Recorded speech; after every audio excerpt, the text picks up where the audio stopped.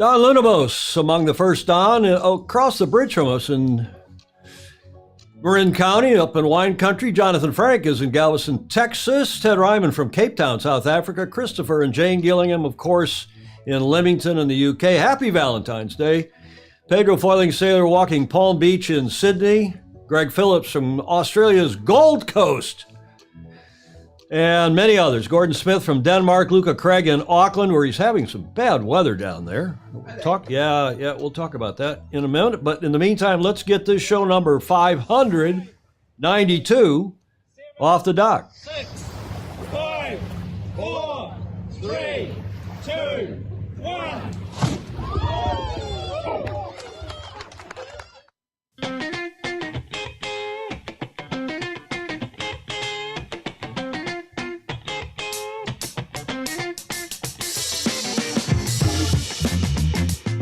Hi, everybody, and welcome to our Valentine's Day show. This on Tuesday, the 14th of February, 2023. I'm Tom Eamon, your host, of course. We're live, as usual, from Studio B here at the Beach Street Yacht Club in San Francisco's beautiful but cold. Yes. God, that's high today is going to be 50 or something. Yeah. I know that people in snow country or ice country, like our guests today and others, don't think that's so cold. Julia, my co-host, Commodore of the Beach Street Yacht Club, member of St. Fancy. Julia Vedican, I trust you're well. I am. And there's a lot of comments here. Renee Shaw Sherry, must be a relation of Ron's, watching from her dentist office. James Frederick Bland, Suns Out, Guns Out in ATX in Austin, Texas. John Harper saying, think ice. Loretta Rehe. Hi, Loretta. Welcome to you and all the rest of you who are joining us for this special show. We're talking about everything to do with ice boating. We have the guru, the king of ice boating with us, standing by. There he is, standing patiently by in, guess where? Clinton Township, Michigan. A fellow Michigander, the famous Ron Sherry, multiple world champion, and we'll have him back with us in the B block on this special Valentine's Day show. King of the Iceboats, Ron Sherry. We'll get into the pre-start here. And I'm still using this nice race committee boat, Defiant, down at Balboa Yacht Club in Newport Beach, California, as our pre-start slide. I hope you all enjoyed the Super Bowl over the weekend half as much as Julia and I did, because to be honest, we were cheering for the Kansas City Chiefs. Those of you outside the country, you know, the Super Bowl's a bit of a deal here in the U.S. Julia, your team won. Yes. You were cheering for the Chiefs as well? I was. You came down. We had a bit of pizza and a bit of popcorn, Hawaiian popcorn, courtesy of my brother Paul. Right. That was and good what was too. it? Why were we all cheering for the Chiefs? Because we have our very good friend Viz Obley, who is Kansan to the marrow of his bone. And a great sailor, St. Francis member. Yeah, Yes. but it's because the Eagles, the Philadelphia Eagles, Mary Jude Szymanski's team beat the 49ers. That's why we're cheering for them. Well, they won. Right. They won, and I don't know who really won. Maybe Rihanna won. She of, what'd you think of her bulge? Well, I thought it was a great announcement, but. Well, it was confusing as people said, well, she just had a kid. She's not pregnant again, is she? And of course, Guess what? She is. So bravo, Zulu. She did a lot of dancing. Some people said she looked a bit like a balloon up there. Lucky she didn't get shot down up there like all the other balloons that got shot down over the weekend. Of course, the Chiefs won. Patrick Mahomes, a famously good quarterback, young guy. He looks like he's about 13. But the real winners was Fox, the Fox network. They scored a Super Bowl ratings touchdown with 113 million viewers, the third most watched TV program in this country, and I guess in the world, ever. So bravo Zulu to them. Congratulations to the Chiefs. Congratulations to Biz Obley. And sorry to those of you who are Philadelphia Eagles fans. We'll ask Ron who he was cheering for, probably the Detroit Lions. In fact, one of the pictures, Julie, he sent me, there he is. Oh, there he is. One of the pictures he sent me of him working in his workshop, I saw a Lions game on in the background watching the tube. So he's sort of like me here in the studio. You know, I can work on the show, and then watch something on the tube while we're beavering away, but that's all fun and games. Hey, those of you down in New Zealand, and thanks Ted Ryman for these pictures, but man, oh man, they've had a rough 24, 36 hours of weather down there. New Zealand declares a national emergency as Cyclone Gabrielle wreaks havoc. And it is awful. Oh. It's been just a generational storm. Here's the Reuters report from Wellington, New Zealand, declared a national state of emergency for only the third time in its history on Tuesday, today, as Cyclone Gabrielle caused widespread flooding, landslides, and huge ocean swells, forcing evacuations and stranding people on rooftops. Speaking of which, look at this shot. See the person up there? Yes. Can you see that there's a, Yep. I think that's a person standing. I don't think that's a chimney. But it's pretty awful. Flooding, landslides, as they said, really, really rough, rainy weather. Look at this. Oh. How's Hamish Ross going to get out to the Coromandel when the roads are like this? Awful. Clayton Allen Embley is saying Gabrielle did the same thing to me when I dated her. Oh, Clayton. Irish twins for Rihanna. I texted with Hamish this morning. He said, yes, we are okay, but many others are not. It's the worst storm in a generation, if not many. Lost all access to their batch, to their summer home out in the Coromandel. And by the way, all communication, he says, to some regions has been lost as well. So thanks, Hamish Ross, for that. And I hope all of you in New Zealand stay safe and are staying safe, get through this weather in hopefully as good shape as possible. Julia, what day is today? Here's your first clue. That's San Francisco, by the way. That is a boat here on San Francisco Bay. Julia, any idea what day is today? That's your first and only clue. It's Celebrate Valentine's Day weekend with your loved ones aboard the schooner Freda B here in San Francisco Bay. No chance. It's 51 degrees is the high today, and it's windy as hell. And if they're out there today, well, good luck to them. There's the Freda B on a finer day than we have here today. Yes. Sailing, they said in the promo, sailing is for lovers and friends. Join us in celebrating what generations in the Bay Area have been known for. Love. Say it. Come on. Say it with some gusto, some energy. Love. That's more like it. For love. I didn't know we were known for love. I guess we were back in the 60s. Step aboard the classic schooner Freda B and enjoy a magical trip back in time. Snuggle up or spend time with your best friend forever, your BFF, as we sail into the bay. You'd have to snuggle up today. Catch views of the Golden Gate Bridge, San Francisco waterfront, Angel Isle, Alcatraz, yada, yada. I left my heart in San Francisco and boarded a schooner in Sausalito, Julia. Yes. Okay, today is Valentine's Day. We had to find some sailing. This is ridiculous. Sail away with me. You float my boat. But I finally found something that was funny, Julia. And Okay. did you get the translation for this? I sent it up I to did. you. So give us the translation. This from our friend, Mr. Dr. Andrew McIrvin. What's that say in French? Happy St. Valentine's. Yes. With your girlfriend. Yeah. You can get a 20% Your discount. mistress, with your mistress, I think is the, Yes. yeah, you get a 20% discount. And with your wife, you get a 45% discount. Yep. And if you do both of them at the same time, it's free, Yeah.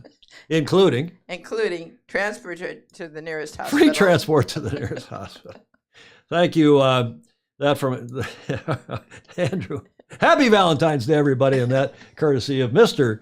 Dr. Andrew McIrvin, the Secretary General of the International Maxi Association and sailor extraordinaire, and our regular on here as a contributor, our FOSI expert, Julia. Yes, We have to get him back on. we do. Get him back on for the latest on the COVID. We don't want to talk about COVID. We want to talk about happy things like ice boating with Ron Sherry. That gets us to the starting line. And with the cannon, we'll get this one really off well and truly. And John Emmett is with us as usual from the coach's corner. John is in Thailand still, where they're racing in the Ilka 6 Masters World Championship. And if you don't know, if you're geographically challenged, it's there on the Gulf of Thailand. They're at the Royal Varuna Yacht Club, as we've been telling you for the last several shows. They're on the Gulf of Thailand, southeast of Bangkok, which is right up there at the head of that Gulf. Beautiful club, very active club, member of the International Council of Yacht Clubs. And here is John's report today and an interview, Julia, with a friend of yours. Have a look.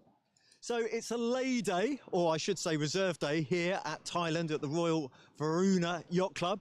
We've had 6 fantastic Masters racing, and I'm going to talk to one of the literal legends here. But first of all, this was the end of our smarter goals and our growing.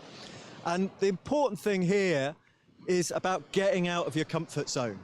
Very little is achieved when you stay in your comfort zone. You have to push the boundaries, push yourself and make some sacrifices. You look at any sport, whether it's Michael Jordan from basketball, it's not only about having talent, it's about working hard. And at the beginning, that can be some tough times. I've fond memories, as I said, of, you know, sleeping in tents at rainy regattas just to get that experience under your belt. Now we're at the Masters and maybe this is a little bit more comfortable.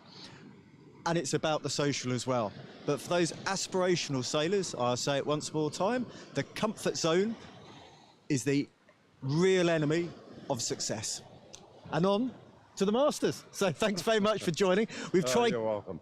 You're welcome. We've tried quite hard getting together. So there's no boats flapping or in the background because I believe a lot of people have gone to see elephants. But first of all, please introduce yourself for people who don't know you. Oh, I'm John Andron. I'm from St. Francis Yacht Club, and they asked for a few comments from me this morning. So given you are a legend, and you can explain what that means in terms of the category, you've obviously been sailing for quite a few years. Oh, that's probably right, maybe 50 or 60. I can't count that high. But it is fun to be here. The people are wonderful. I think we come to collect an experience from the people we have a common interest in. More than the winning and losing. If one boat wins, everybody else loses. So you want to have a nice time? That sounds like Ben Aisley's discussion. In fact, when I worked for China, they used to only count gold medals at the Olympics. I don't know if that's still true. But for sure, you have a very good chance of being on the podium. It's going very well so far. But tell us, well, put it another way. How would you encourage other people who haven't come to these regattas to come? Well, it's funny that you mentioned you've got to be out of your comfort zone. The implication was you have to be out of your comfort zone to win a major championship. I sometimes look at it another way. I like to start slow and live to fight another day. And if I believe I have a chance, but there are a lot of ways to lose a regatta early. And you can never win it early, but boy, can you lose it. Well, the scenario we have here, fingers crossed, is a 12-race series with 1 discard. 15th is looking a little bit dodgy, but we'll see where we get there. But black flags, yellow flags, that can definitely decide a championships. And we've got the esteemed Bill, who's our cameraman today, doing a fantastic job, and he dominated a regatta. Yeah. But just half a metre too keen on the start line makes a big difference. It makes a big difference, right? Live to fight another day. You have to have a mindset that when, as and if, as you get closer to the end, when you're out of races, the outcome's in doubt, well, then maybe you'll push the edge. But if you can be right there, having good races, driving everybody else fit, you still have a chance. Consistency being the key. And the thing with the mental resilience, and I do a lot of talks this, actually that's achieved through adversity. That's not just sailing, that's any walk of life. You probably appreciate things more if you've had to work for them. But tell us a little bit about coming to nice places, seeing your mates and that sort of thing, because for a lot of people, I guess the majority of the fleet, that's the key thing. That's why some people are watching elephants rather than getting some training in today. Well, there's some tradition to that in Masters sailing, but I haven't sailed lasers very long. I think it's been 12 years. There were a couple of regattas I had to miss for various reasons. What were you doing before then, mainly? I did a lot of big boat sailing as well as 505s. That's a lovely boat. Yeah. I just need to get myself a 100-kilo crew and then I can stop hiking, I think. Yeah, it makes it easy. The thing about 5.0s is they're fun upwind, they're fun downwind. And a very big wind range. Yeah, and these boats, they're a lot of work. But part of the fun is you make a mistake in a laser, the boat bites you. You know right away. And so it helps you improve in all the other types of sailing that you may want to do. I mean, there's a disproportionate number of top sailors who've come through the Ilka dinghy, really disproportionate. And actually, I think for us older guys, it's nice to have that focus for the year that we want to be fit for this 1 week. And you have a goal, even if the goal's not to be on the podium. It's still a clear goal. Yeah, you need to be fit to sail these boats. Yeah, but they're loads of fun. And here's Bill, one of the greatest of all time. And at the moment, we're all racing for second place, but Regatta's only half over. It certainly is. Well, I'm sure you want to enjoy the rest of your reserve day. Any plans? I'm going to go do some reading on my Kindle and enjoy the day and stay out of the sun. That sounds a very, very good idea. To people on the Sailing Illustrated show, not going to make it because of the time difference, but I will come back and look at all the comments in replay. Thank you very much.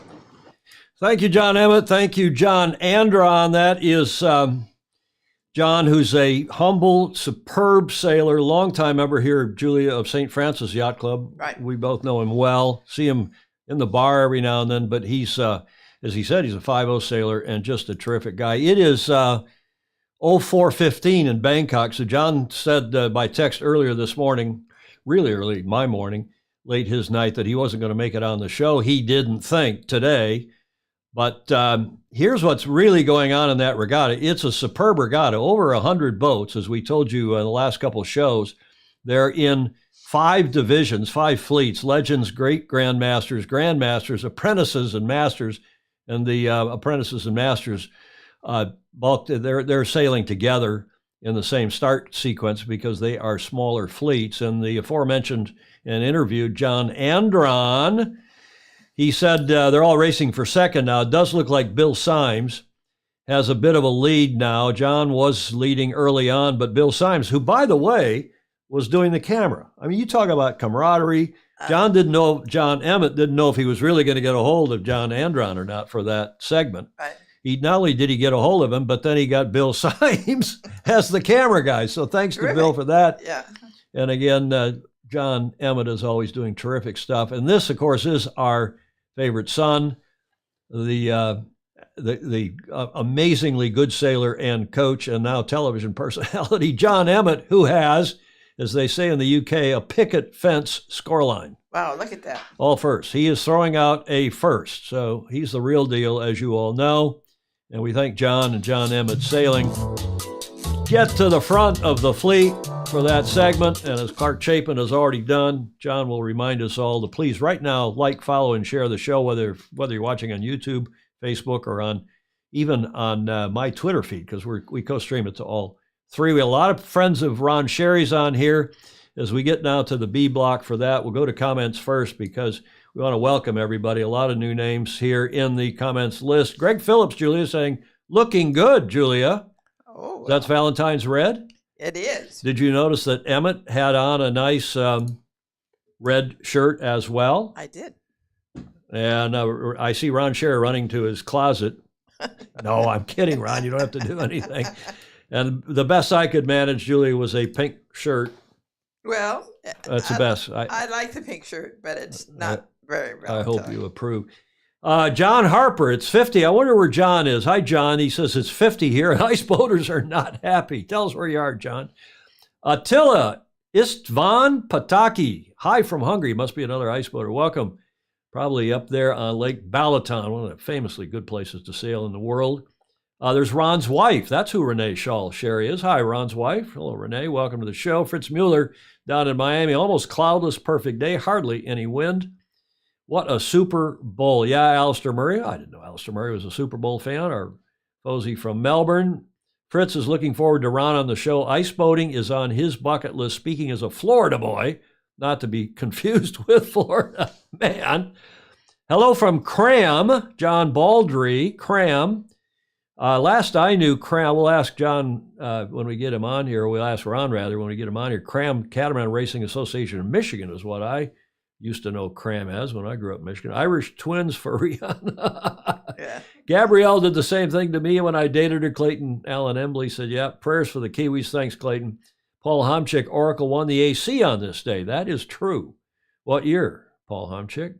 No, not National Sail of Schooner Day. I left my heart. Thank you, Jonathan Frank, our Renaissance man, who's a great singer, bass player, and 777 pilot. Did you see, Julia, talking about Hawaii, there was a 777, a United, I don't know if it was a 777. It was. Was it that had a big, we have to get 800 feet, yes. Big kind of free fall, right? They must hit a downdraft or something. They were 100 feet from the ocean. When they got control of it? Yeah. We'll ask our Renaissance man and pilot friend what that was all about. Yes. Any other comments? Clark Chapin has arrived. I don't know what he did at the Ilka Nationals. This is Jonathan Frank in Houston saying, but John Emmett is still talked about at the Yacht Club bar. He'll like that comment. Yeah, Alistair Murray giving him kudos, well deserved. John is having a fabulous regatta. Hi, Julie Aarons from sunny Cleveland. Master Stroke, Stingray saying. There's Ria Legato. That must also be a friend of Ron Sherry, saying hi to Ron and hello to ice boating friends. And Peter Sorelis. Hello, Peter, saying think ice. Maureen Kruger Boliber. Hello, Maureen. Looking forward to the great Ron Sherry. We got him up in just a few seconds. Greetings. Sorry I'm late. 22 degrees and cloudy on the slopes in Jackson, Wyoming. Do you know where Sangmeister is?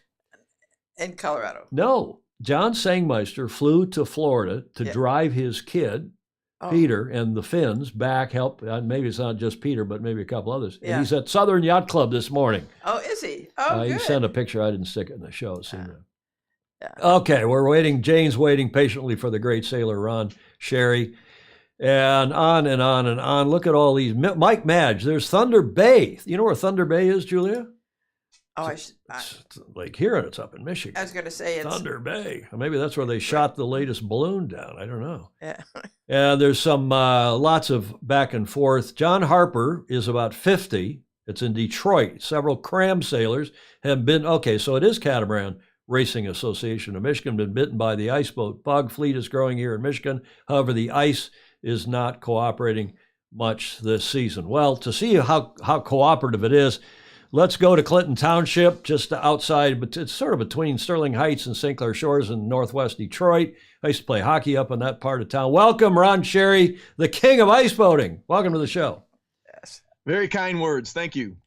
You're variously called the king of ice boating, Mr. Ice Boating, the guru of ice boating. Which do you prefer? I prefer Ron. Thank you. Typical humble Michigan. By the way, he has a terrific website, iceboatracing.com. I commend it to you and hope you'll go have a look at it. I'll play a couple slides here and have Ron talk us through this first slide, which I found on Michigan Blue, Michigan's waterfront lifestyle magazine, who did a terrific article about Ron some years ago and called him then the king of the ice boats. Clinton Township's Ron Sherry is an ice boating guru, a 7-time world champion. And that's not all. Indeed, he is also, Ron, you're also a soft water sailor. And you call it ice boating, not ice yachting, not ice sailing? I call it whatever comes up. But what do you call it? Ice boating. It's fine. Yep.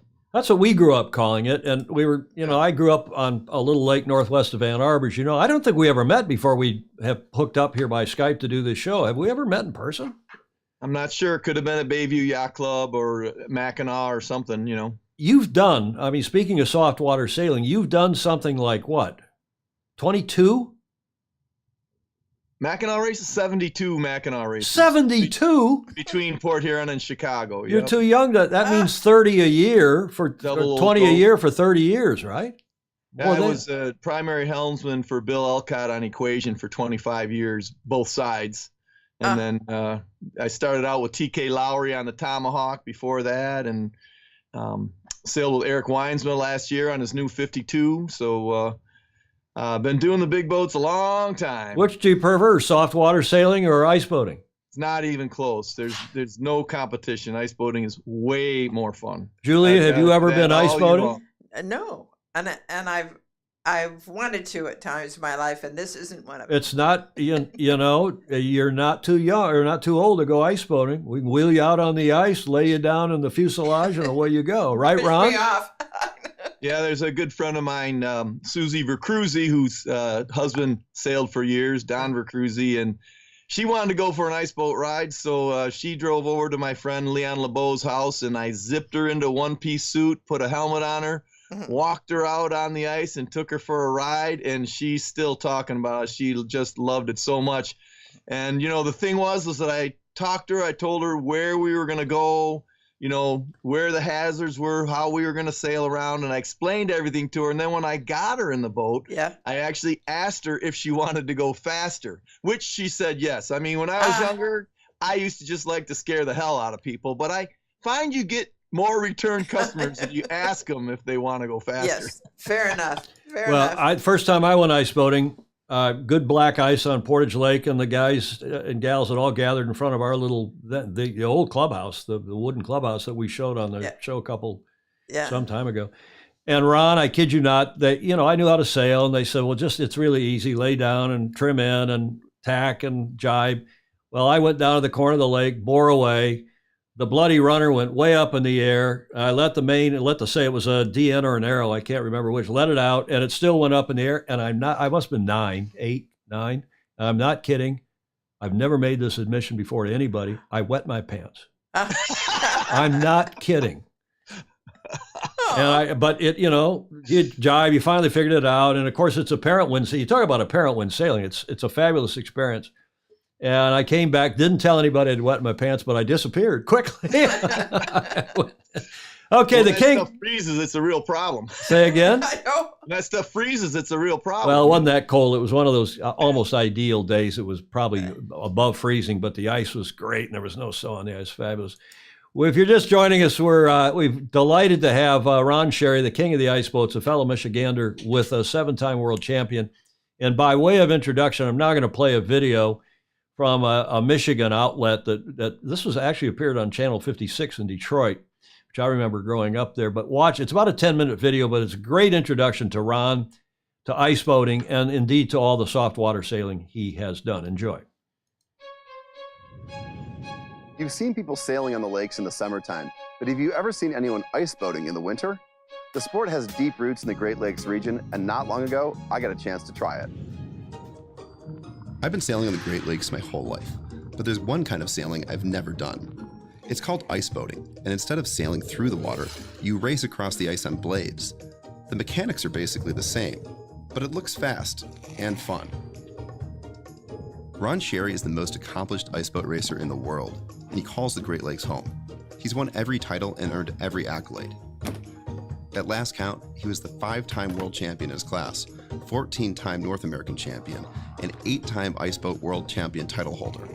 Oh, and he's also an award-winning summer sailor. Ron promised to get me out on the ice, but first I wanted to visit his workshop to learn more about the sport and the ice boats. Because Ron doesn't just race them, he builds them. Hey, Ron. Good to see you. Good to see you. So I'm so excited to be here. I've been wanting to check this out forever and check out the sport forever. Tell us where we are and what you do here. Well, we're in the Composite Concepts shop, and this is where all the magic happens. I build the best, most fun toys in the world, which you're going to get to see today. It's going to be great to see the grin on your face when we come off the ice. Build the fuselages here. That's the hull. It's what you actually sit in. We make them out of Sitka spruce with the Okumi mahogany decks, all minimum thickness, so they're as light as possible. There's minimum weights on all the components, the mast, the plank, and the hull, so we try to get them as close to minimum weight as possible. And that's how we do it here.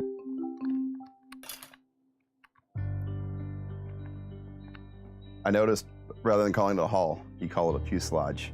Yeah, Is using the airplane terminology like an indication of how fast these things can go? Yeah, I mean, in Finland, the one year I got clocked at 143 kilometers an hour, which is like 94 miles an hour. There was 5 kilometers between the marks when we raced, and it was the 98, and I won my first world championships there, and they had a gun out there, a speed gun, and crazy breakneck speed, you know. But don't worry, you don't have to go that fast unless you want to. But you can.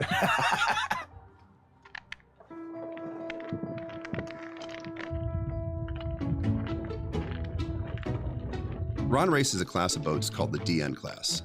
DN stands for Detroit News, the legendary newspaper for the city of Detroit. In 1936, the paper held a contest to come up with a design for an affordable, easy-to-build ice boat. Over the years, you know, they came up with specifications, We're still using basically the same rules with some small modifications. And it's still using a lot of the basic rules as it all started out with. And it's the biggest class in the world. I mean, there's a lot of great ice boats, but the DN class has the most participation. It's huge in Europe. How many boats do you make in a year? About 6 to 10, depending on the year. Fuselages. Yeah. I've built over 1,000, like probably 1,100 masts now for the boats. Wow. I've built around 250, 300 hulls. I don't know how many planks. And I build about 150 runners a year.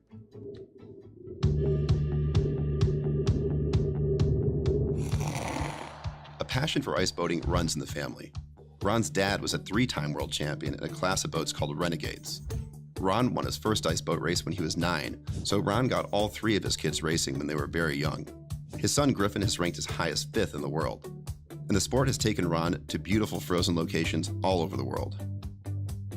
We went out and raced in Montana 2 years ago for the North American Championships, and that was so much fun. Oh my gosh.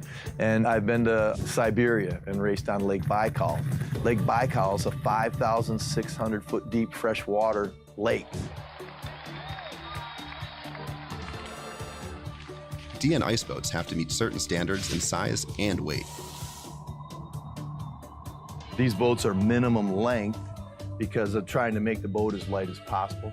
It actually has a crown in the bottom of it. It goes up 3/4 of an inch under the mast step where the mast goes on top of the hull. So if you actually look down the table, you can see that. So like this boat has a very long cockpit, which is really good for a guy like you. So I decided to test it out. Oh, this is a tight fit in here. Oh, I'm actually surprised I can lay down in this thing. Yep. But And there. you'll have a helmet on, and there's a piece of I'm foam behind the seat back, and you're able to kind of put your helmet right on the and seat so when back. you're sailing, you're just laying in this little box, Yeah, it's kind of a little bit like a luge. just And trying then- to be. And then when you really get going, so you'll steer with your knees. There'll be a tiller that you'll be able to steer with your knees, and then you'll sheet with both hands. And just you yank can as just hard as I can. and you're gonna pull the sheet and use the sheet to hold the tiller between your knees so it doesn't pop out. I'm just imagining myself right now, just going like 60 miles an hour, just right on the ice. Yeah, with the ice right here. Yeah. The good news Can we is, go try like it? I said, the boats only weigh 46 pounds, so there's not a lot of Wow. inertia. Like if you hit something, it just crumbles, and you go sliding across the ice. You know, you got a Is that helmet sup- on and a Is that race supposed to be a suit. good thing or a bad thing? Yeah, it's That, you're that not, doesn't sound you're like it's gonna a be good safe. thing. You're gonna be safe. I'm feeling excited and I want to go out in the lake. This is awesome. Well, let's go. Let's go. Let's go sailing.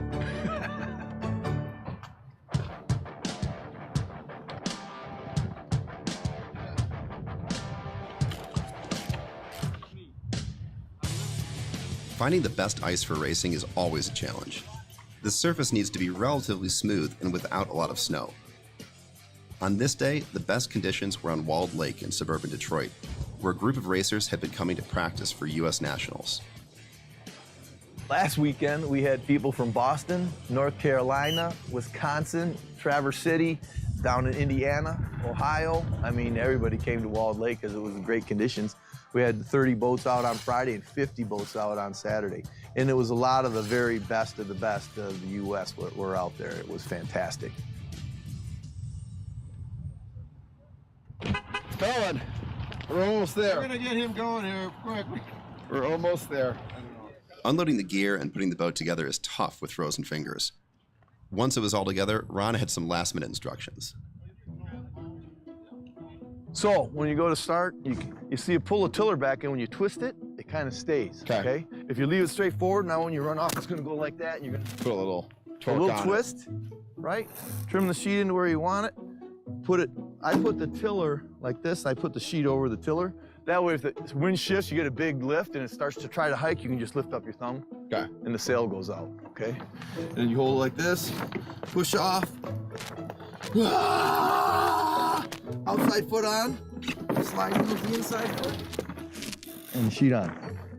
Cool. And then when you get going, you move this tiller to where you can easily turn with your knees, remember? Yep. And you hold the main sheet over top of it. If the boat does anything like this, You got the tiller between your knees, it's gonna keep the boat going basically straight. So if you can't steer, more sheet. If the back end's loose, breaking loose, ease. You sort of get forward a little bit. A little as you're bit, you coming can around, bend your just knees. keep And, that. Yep. And that's all of it. And that's a lot to remember in a short period of time, but I think you'll have it.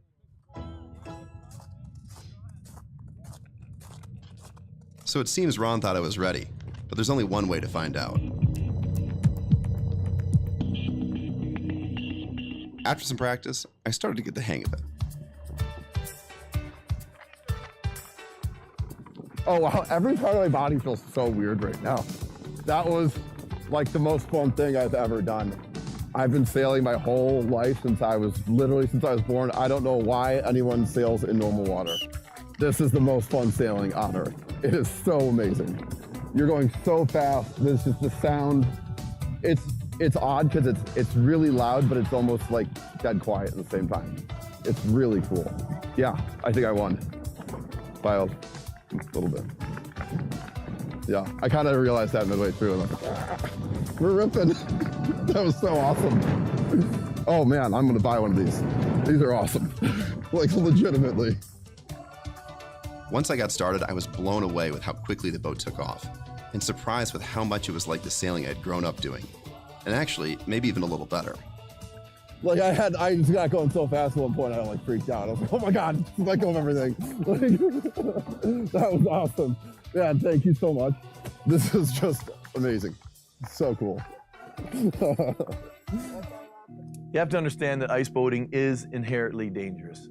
You're going out on a frozen lake, there can be flaws in the ice, there can be ice fishing holes. So there's a certain amount of adrenaline just getting out there. You're down right next to the ice, you're going 1,000,000 miles an hour, and it feels faster than it actually is just because of how close you are to the ice.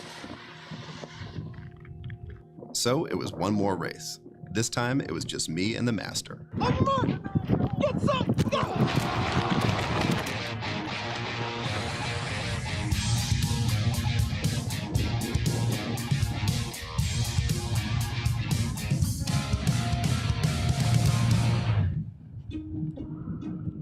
The most important thing about ice boating is the camaraderie, is the friendships, the people you meet, and the people that are involved in the sailing, have been involved with the sailing, are a very unique group of individuals who are out in battling Mother Nature. Mike's coming up. Ice, snow, wind. Mics cold, are up. The whole thing, and trying to get prepared as they can to go out and do it. Okay, well, you heard me announce that the mics were up when they were already up. What a fabulous video. It was. Huh? Absolutely. Ron, that is not only the best ice boating video, but it's the best sailing video I think I've ever seen, full stop. Really explains everything well. Came into the shop, got to see a few of the things in the process of being built, and then get the guy out there for his first ride, and his reaction was just about exactly what I thought. I was amazed how good he did his first time out. Ward was a total natural, and I had him out for another day out on Anchor Bay when we had ice out on Lake St. Clair, and he came back out and sailed a lighter air day, but he still had just as much fun and loved it.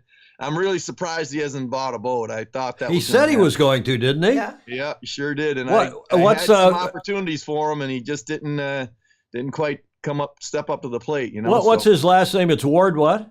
Detweiler, Fred Detweiler's son. Oh, is that Freddie? All the trader boats for all the years, the big trader boats, and yeah. But he's a lifelong sailor, right? Didn't he say he's been sailing? Okay, so here's an idea. I don't know if this is practicable or not.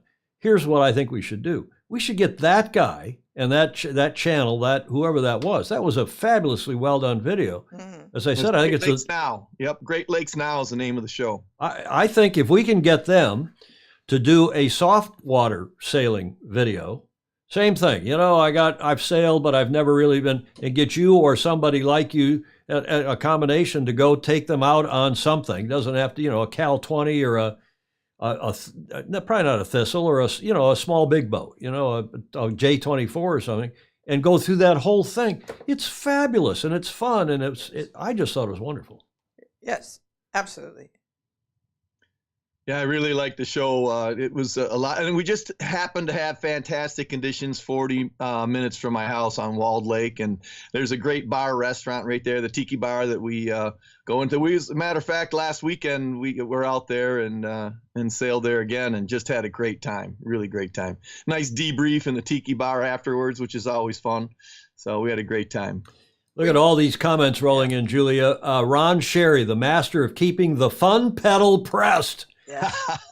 Ron, Attila is Pataki is asking, are you folks packed for the Europeans? Are you going to the Europeans? No, I'm not planning on going this year. So. Oh dear. Ria Legato is asking, is Matt Struble on? No, but maybe we can get him on sometime with Ron. Mike Madge is on. He's up on Lake Superior on the Ontario side. Thunder Bay, yep. And James Frederick Bland, he's saying runners, masts, and masks too, but masts and planks all have to work together. We're going to ask Ron about that. And on another cool guest, Stingray is saying up in Seattle, Ria is saying there is nothing like ice boating. Yeah, I agree. There's still some people are making fun of me for that admission about wetting myself. Stingray is saying I almost peed my pants ice boating on Lake Mendota in Madison, Wisconsin. Damn, they go fast. What a parent win. Okay, Stingray's getting technical. He's an engineer up at Boeing and a coder. On and on and on. Stingray's asking a question, Ron. Did you ever meet a guy called Tom Spear? Tom was an engineer up at Boeing. He was heavily involved in the America's Cup. Did you ever know a guy called Tom Spear? He just passed away. Sounds familiar, but I don't recall him from ice boating. I don't. Stingray, was he an ice boater? I don't remember that. I love that laugh. It warms my heart. I think Jane Sherry is talking about you.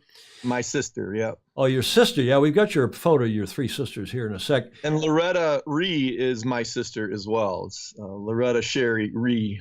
She's the one that you know from doing all the scorekeeping for DRYA and for Matt Bounds and everybody. Clark Chapin and others have mentioned that your family, we're going to talk about your family in a sec and how well ensconced all of you are in the saltwater sailing as well. Jonathan Frank, our Boeing senior captain, pilot, and Renaissance man, is asking, is the entire boat made of wood? And I guess he wants to know what parts are carbon. Yep, you're only allowed to have carbon fiber in the mast and in the runners. Everything else is there's specifications for how much wood you have to have and the different components. The booms can be wood or aluminum, no carbon allowed in those. So, and there's like the runners, you have to have in the wood bodied runners, you have to have 7/8 of an inch of wood inside the carbon, and the carbon is considered a stiffener. You go with a minimum thickness of wood and then wrap it in carbon, and it's considered a stiffener. So there's little ways that we've kind of gotten around the rules to improve the performance of the boats over the years. So. Okay, well, Ed Worley is asking, and let's don't do it now, but he can. We'll do it in a minute. Can he discuss the type of courses they sail, geometry and distances? Yes, Ed Worley will do that for sure. Awesome video. Stingray, loved that video. Battle of the Redheads, Ria is saying. Jonathan Frank, outstanding. Incredible. Sadly, never had the conditions for it in the UK. This is Andrew McIrvin, our longtime friend, who is the Secretary General of the International Maxi Association, a member of the RORC and the Royal Yacht Squadron, senior serious guy. We get him over here sometime to go ice boating. Andrew, you would absolutely love it. Fritz Mueller is asking down in Miami, can DNs be converted to wheels for off-season training? Yes, absolutely. Do you do that and sail them in parking lots? Yeah. Well, actually, airports, abandoned airports is where they usually sail. You need a little room. I mean, you better have a big parking lot because the things will still go 50 on wheels. And, the concrete is not as forgiving as as ice. They also sail them on the salt flats out west, And so they race them out there as well. Did you see that Emirates Team New Zealand, the America's Cup team, just broke the land speed yachting record? Yep. They beat the Iron Duck. Bob Dill and Bob Schumacher had the record. And they did a wonderful job. Yeah. And you could easily go faster on ice because there's a lot less friction. So, and Steve Duhamel at Northwinds has a setup for wheels for DNs. You can buy the kit from them. and put them all together. North Wind's out east there, North Wind Iceboats. So anybody can look that up if they like it. A couple more comments. Julie Richards saying, hi, Ron, from Grand Traverse Ice Yacht Club. I've sailed up in Traverse City a fair bit. Hey, from Europe, from Central Sweden. Lakes champion. She is awesome. Julie's one of my favorite people in the world. Just don't challenge her or her husband to butt darts because they're really good at it. There's a Diderik von Rijmstick. Yeah, he's from Amsterdam originally. Now he lives in Sweden, and he's the best ice scout there is. He's finding ice for all the different regattas. So, one of our regulars, loyal, we call them FOSI, Ron, Friends of Sailing Illustrated, which you now, having appeared on the show, are an official FOSI, F-O-S-I, Friend of Sailing Illustrated. Julie Aarons in Cleveland is saying, it looks like so much fun. I'm scared, but I will try it. At some time as a passenger, Lake Erie doesn't get frozen, at least not in recent years. But yeah, you don't. I know a good mutual friend of ours, Ken Saban in Toledo. I guess the western end freezes every now and then, but most people sail on Maumee Bay. Maumee Bay, Maumee River. Ken's when he heard you were coming on, he was very stoked. Yeah.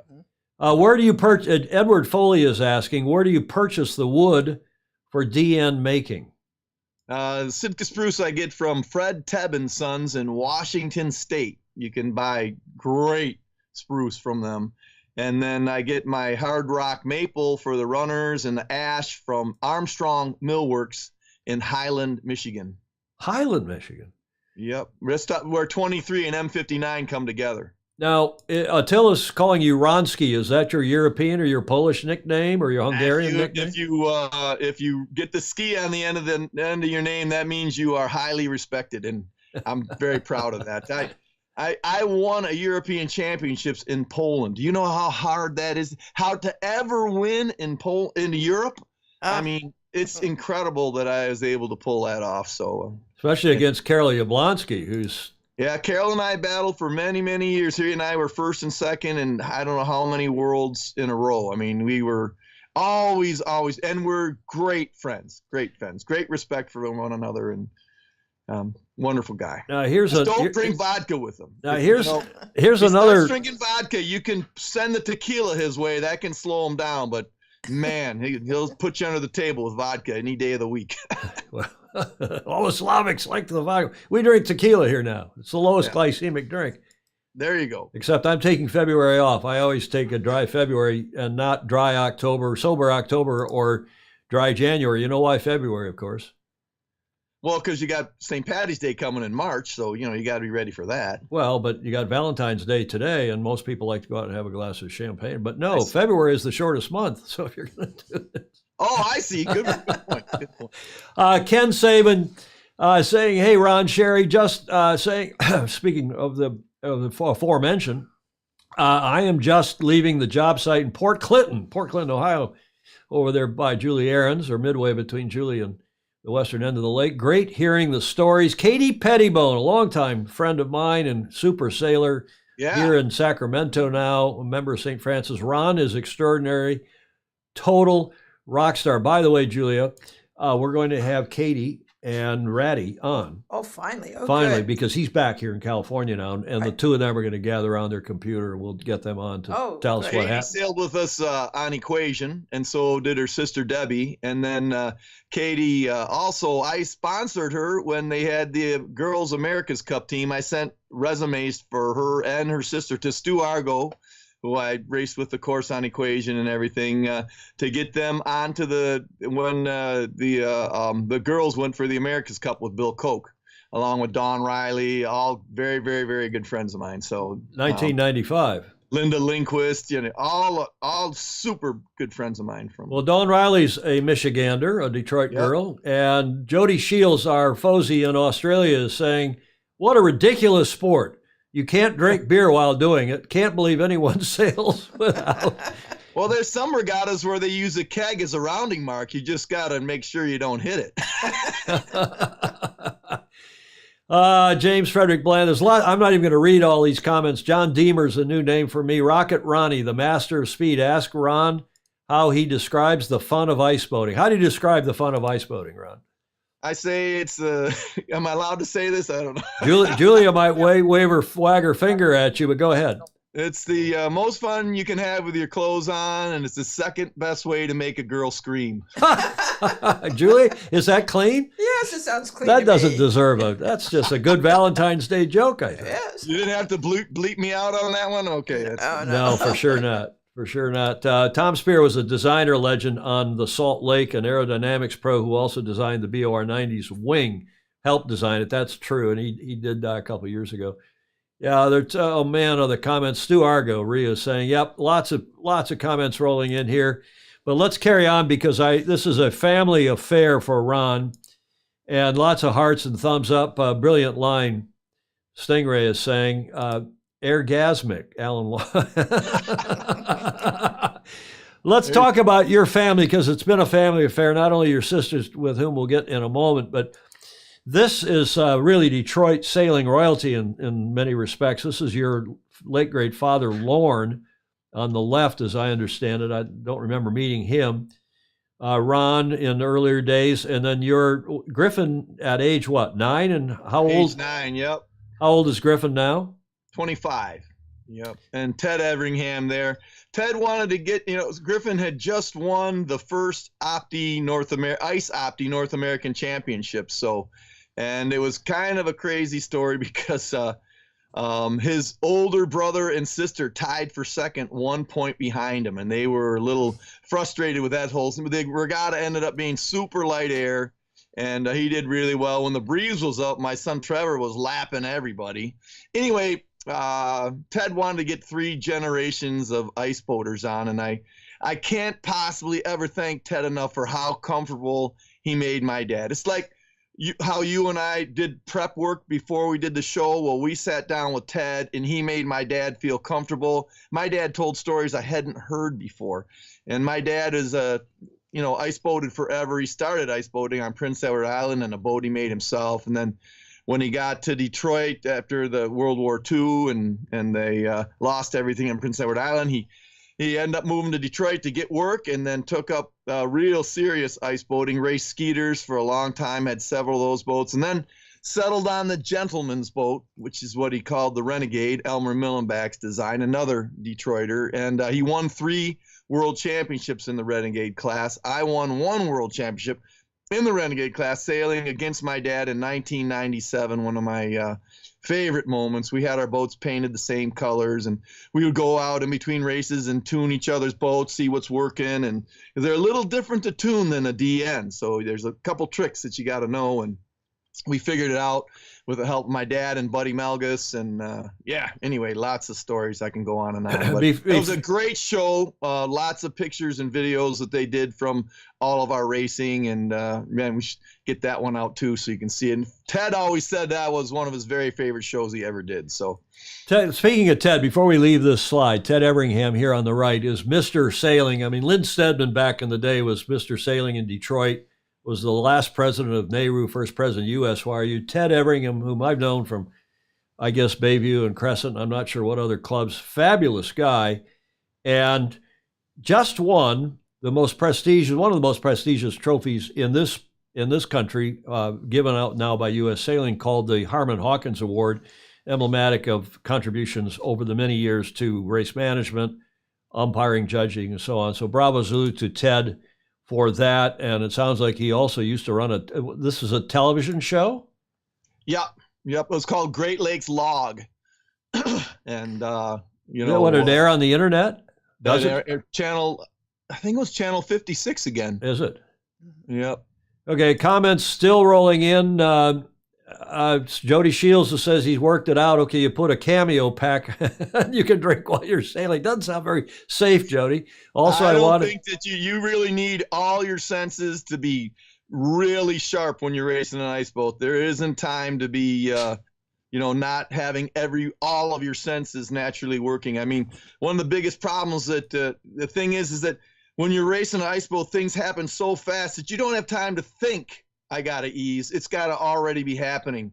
And then squeezing the sheet back in if you're going to get up to the top level. And if you're not ready to ease when you need to, you're going to cartwheel the boat and your boat's going to get hurt. You could get hurt, Yeah. so it's Good real point. important to be very sharp. I would never, ever recommend drinking and racing ice boats, ever. Totally agree. Thank you for that. Andrew Dolly DeVola Down Under saying, I tried to get ice boating going down under, but the idea quickly sunk.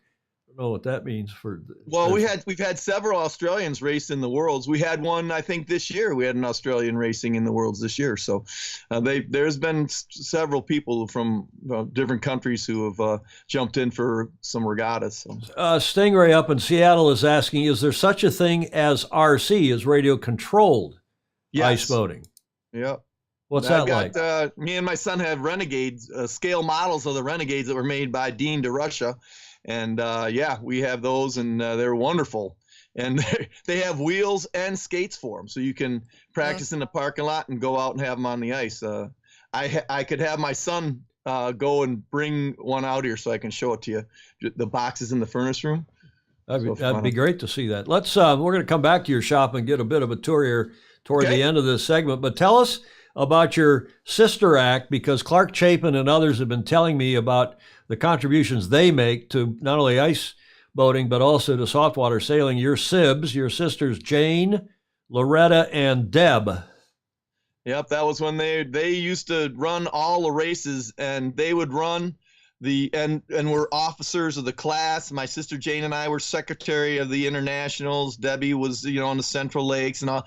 And Loretta, and they wrote how to do the scoring, because there's some different ways, different rules in ice boating, and setting up the starting positions and all that. And they wrote the book on how to do it. It really started out with my sister Debbie and Jane, and then Loretta joined in, and the three of them actually worked together, which was fantastic. And I can remember Jane and Debbie getting in mine and Paul Goodwin, Debbie's husband's boat, and going out there and seeing them go against each other after we were done racing. I mean, they were always involved in scoring the races, and once in a while we'd get them out there and sailing. And then my sister Loretta, she sailed my Renegade and my Skeeter, and you could hear her giggling all the way across the ice. And she loved sailing in my Knight. I've had a lot of different ice boats over the years. So, but as far as I'm concerned, they raised the level of ice boating in the United States by being out there and scoring and making sure that we were all following the rules. They were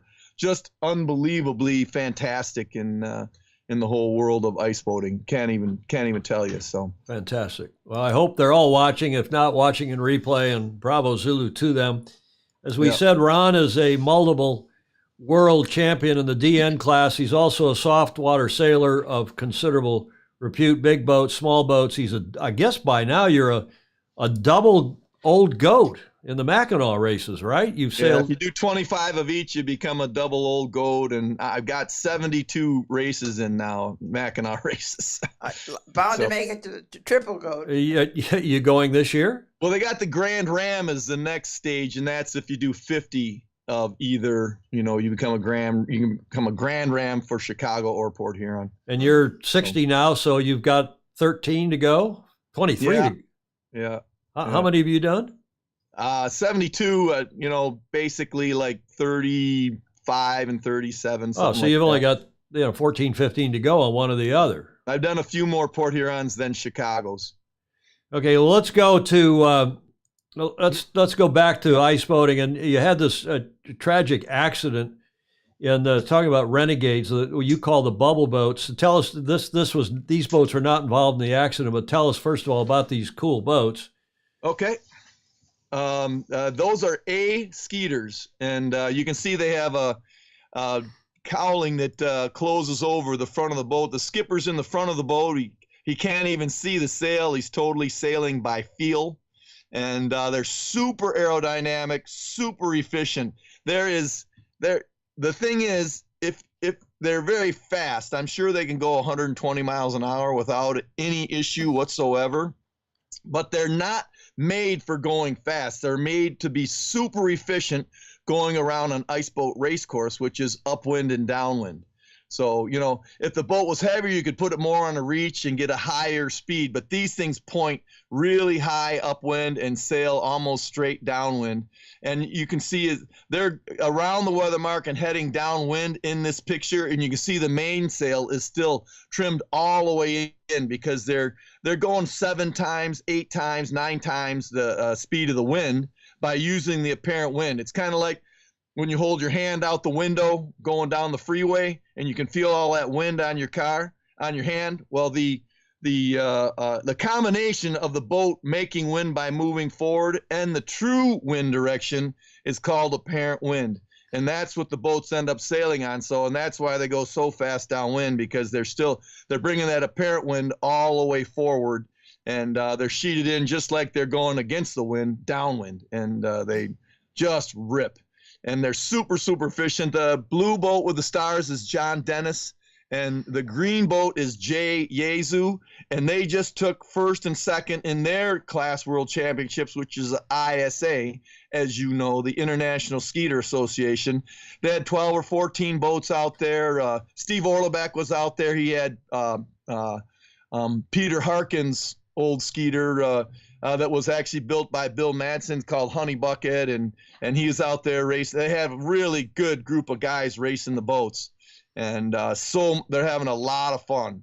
But you know, those boats are pretty extreme. I mean, when you see them come around the leeward mark, they can't really ease the main sheet, and you'll see the boat going through this huge broach and just sending shards of ice flying as they come around the leeward mark, because if they ease the main sheet, the mast will start flapping back and forth. And that mast is a big lever arm up 28.5 feet. The maximum height for these boats is 28.5 feet on the mast. And if that mast starts flapping, it causes so much wind drag that it'll lift the front end off the ice and you can't steer. So, I mean, you really got to kind of know what you're doing when you're racing those boats. You got to have some experience. You got to have some help, but they're really magical to sail. I've sailed them before and raced out on Elk Lake on those in a boat that was Jack Jacobs' boat, and Dan Clapp's boat was out there, and we really had a lot of fun sailing those boats. But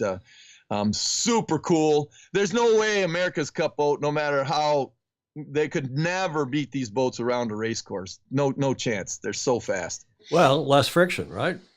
Absolutely, and super efficient upwind and downwind, pointing upwind and pointing downwind. So, if you're just joining us here on show number 592, Julia, what are we going to do for 600? We have to decide. We have to decide, but we're delighted to have with us from live via Skype from Clinton Township in Michigan, fellow Michigander Ron Sherry. He's got a really cool, nice website called iceboatracing.com, where the videos, so a lot of the images that we're showing you today, I think can all be found there. And if you need to get in touch with Ron as well, iceboatracing.com. There are lots of comments, so many comments here that we can't even read them all. Joe Cool is asking how much money, how many dollars for a top DN? What's it cost if we were to order a DN from you today? And a race-ready, competitive DN, what would it cost? Order of magnitude. Right. If you get 3 sets of runners, get 2 or 3 sails, get all the covers and everything, it'll be more than $15,000. But if you think about what it costs to be competitive in skiing, just with all the different sets of skis you have and the boots and the amount it costs just to go to the different places and actually get tow tickets and all that stuff, it's actually not that bad for what you get out of it. So, okay, we got a question from Bill Porter. You see that, Julia? Yep. And you want to read it? Asking if there is any prize money. No, it's a Corinthian sport. There's no prize money. You just competing for trophies. And Bill Porter, of course, Olympian and a super good scow sailor. I'm surprised he must have done a lot of ice boating. From Lake Geneva. Yeah, well, is he from Geneva or from? The Full Throttle guys. Yeah, I know him well. Yeah. I'm going down to race E-Scows in Florida in March, so maybe I'll see him down there. Super sailor. And then Maureen Kruger. Yeah, Maureen is from in the Puckaway area. And in the what area? she races night Puckaway. It's north of Lake Geneva a little bit. So Puckaway. I want to be from Puckaway. That's the name of the lake. John Hayashi's out there, and they got a whole bunch of nights. And we've been out there a couple times racing. It's a wonderful little lake and great accommodations in the area. We had a lot of fun staying in an A-frame out there. And my gosh. She's saying, Maureen is saying, so much fun to listen to an A-skeeter growl, rounding at the leeward mark. Stingray saying, did Ron say 50K or 15? He said 15. He said only 15,000. Yeah, you said more than 15,000. I said, my God, only 15,000. Yeah. It's 14,000 for a new laser in Australia, Greg Phillips is saying. Wow. He's down there in the Gold Coast. Jody Shields, 15K. That will only buy you one set of mothfoils. That's cheap. Renee, Renee's your wife, right? Yeah. Yep, 15. Can you still build a competitive boat yourself? Fritz Mueller wants to know. Absolutely. There's full-size plans available from Paul Goodwin and other people where you can just lay the panels right out and trace them. It's not that difficult to do. It's a great, fun project. And really, but I think one of the best ways to get into the class is you can get a really competitive boat for about $3,500 and then just add some components to it every year to get it up to a full race. Buy a set of runners, have your wife buy a set of runners for Christmas, maybe a new sail, maybe a new mast or whatever. And off you go. I think that's the easiest way to get in. But believe me, I'd be very glad to build you a complete boat. Hey, we're going to go through a typical day at an ice boating event, at a regatta, at a race. But I don't want to forget some questions because they're coming fast and furious. Yeah. Andrew McIrvin, Julia. I'm on another one. Okay. How many days a year do you get suitable ice, and how does that all work? How's the email thread and on Thursday nights how does that all work? Well, we've got a gentleman by the name of Bob Gray who has collected all of our email addresses, and everybody sends him, at least in the Detroit area, and he is actually from up in the Traverse City area. And but we send all Michigan people, and there's even like people from Wisconsin and people from out east are on the list, so they can find out if we have conditions and they can actually come in for the weekend if they want to. Like T. Thaler is out there, and he could come in, if he wants to. But we call in what all the conditions are and what regattas could be running, and then figure out where the best ice is and head to where the best ice is, where it's been scouted and we know that it's safe, and off we go. So. Paul Chamberlain is saying, replying to Andrew, we call him Mr. Doctor because in the UK he's a British surgeon and a consulting surgeon. They call Mr., not Doctor, but we'd call him an MD or a doctor here, esteemed. He's saying, Paul Chamberlain replying to Andrew, locally 3 to 4 usually good days. I've traveled everywhere this year, and yesterday was day 24 on a frozen lake this season. Stingray saying, bingo. Start with the $3,500 boat. Can you get a good used boat for $3,500? Absolutely. And then improve it. Dang, he says, I'm tempted. I have a great, on my website, there's used equipment available on the website, and it's free to use. Anybody who's selling a boat can just send the information to webmaster@iceboatracing.com with your contact information and your price and all that. And basically it gets out because a lot of people are checking the website, and then you can sell the equipment and they just come to you and pick it up, and you can haggle the price or whatever you got to do. So okay, a quick question again before I forget, as we go through the day in the life. Fritz Mueller down in Miami asking, what matters most? Rig, hull, mast, sail, skates, and how would you prioritize those items? I know how I would answer it, but that one I might get bleeped for. It's the guy on the tiller. But you gotta have your alignment right. You gotta have a plank and a mast that's working correctly for your weight. You need to have a flatter sail when it's blowing hard and a fuller sail when it's sticky and light. A couple different. You need a set of plate runners for when you're going through snow, and a good set of inserts for when you've got clean ice. And, having the mast and plank work together is key. A lot of people don't think the hull is a big deal. I happen to think it's a pretty big deal. I have a specific design that I've been using, and Matt Struble used this year, and it's had a lot of success over the years. I've got Matt being the former Michigander, now lives in San Diego, who just won your North Americans and Worlds, or? Correct. Yep. Matty Struble. Look, before we leave the Skeeters, let's go back to this tragedy here from a few weeks ago. We just want to touch on it. We don't want to really belabor the point, but this terrific guy was, I didn't know him, but a lot of you did. His name was Dan Campbell, and he died in a tragic ice boating accident a couple weeks ago at the age of 81. And by all accounts, he was a fabulous guy. You said at the time, Ron, that Dan, when I ran this on the show a couple weeks ago, Dan was a wonderful man, very fun to talk to. You would never believe he was 81. He was super strong and sharp, been sailing ice boats for over 60 years. He was a very capable and experienced sailor. He raced for many years, but the last 20 years or so, he enjoyed cruising around in his Skeeter, a true tragedy, and may he rest in peace. Any other information that's come to light on that accident? Well, I talked to a couple of guys who were out on the ice with him. He had called, several of his friends to go out to Pontiac Lake and go sailing. And he was out there with a couple of his friends, Matt and Rob. And when the accident occurred, there was a guy on shore that was walking by with his kids, and he called 911 right away.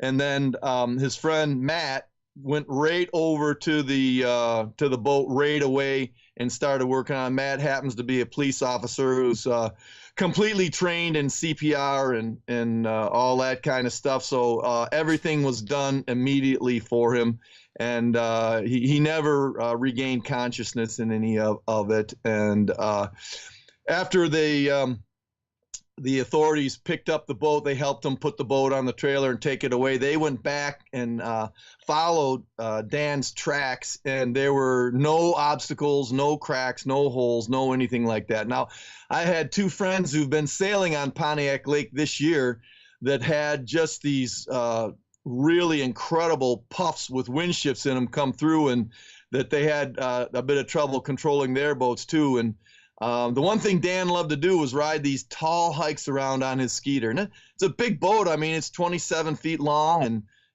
got a 20-foot wide runner plank and a big mast, and big, powerful boat. And he would just ride it around on two runners all the time. And he just loved that. And the only thing we and his son Jim, think is that, he got hit by a rogue puff and the boat capsized on him, and it's just a terrible tragedy. But a wonderful, wonderful man, and he'll be missed for sure. He's helped so many people with when they needed parts for their boats and stuff, especially the old Skeeters. He could do custom.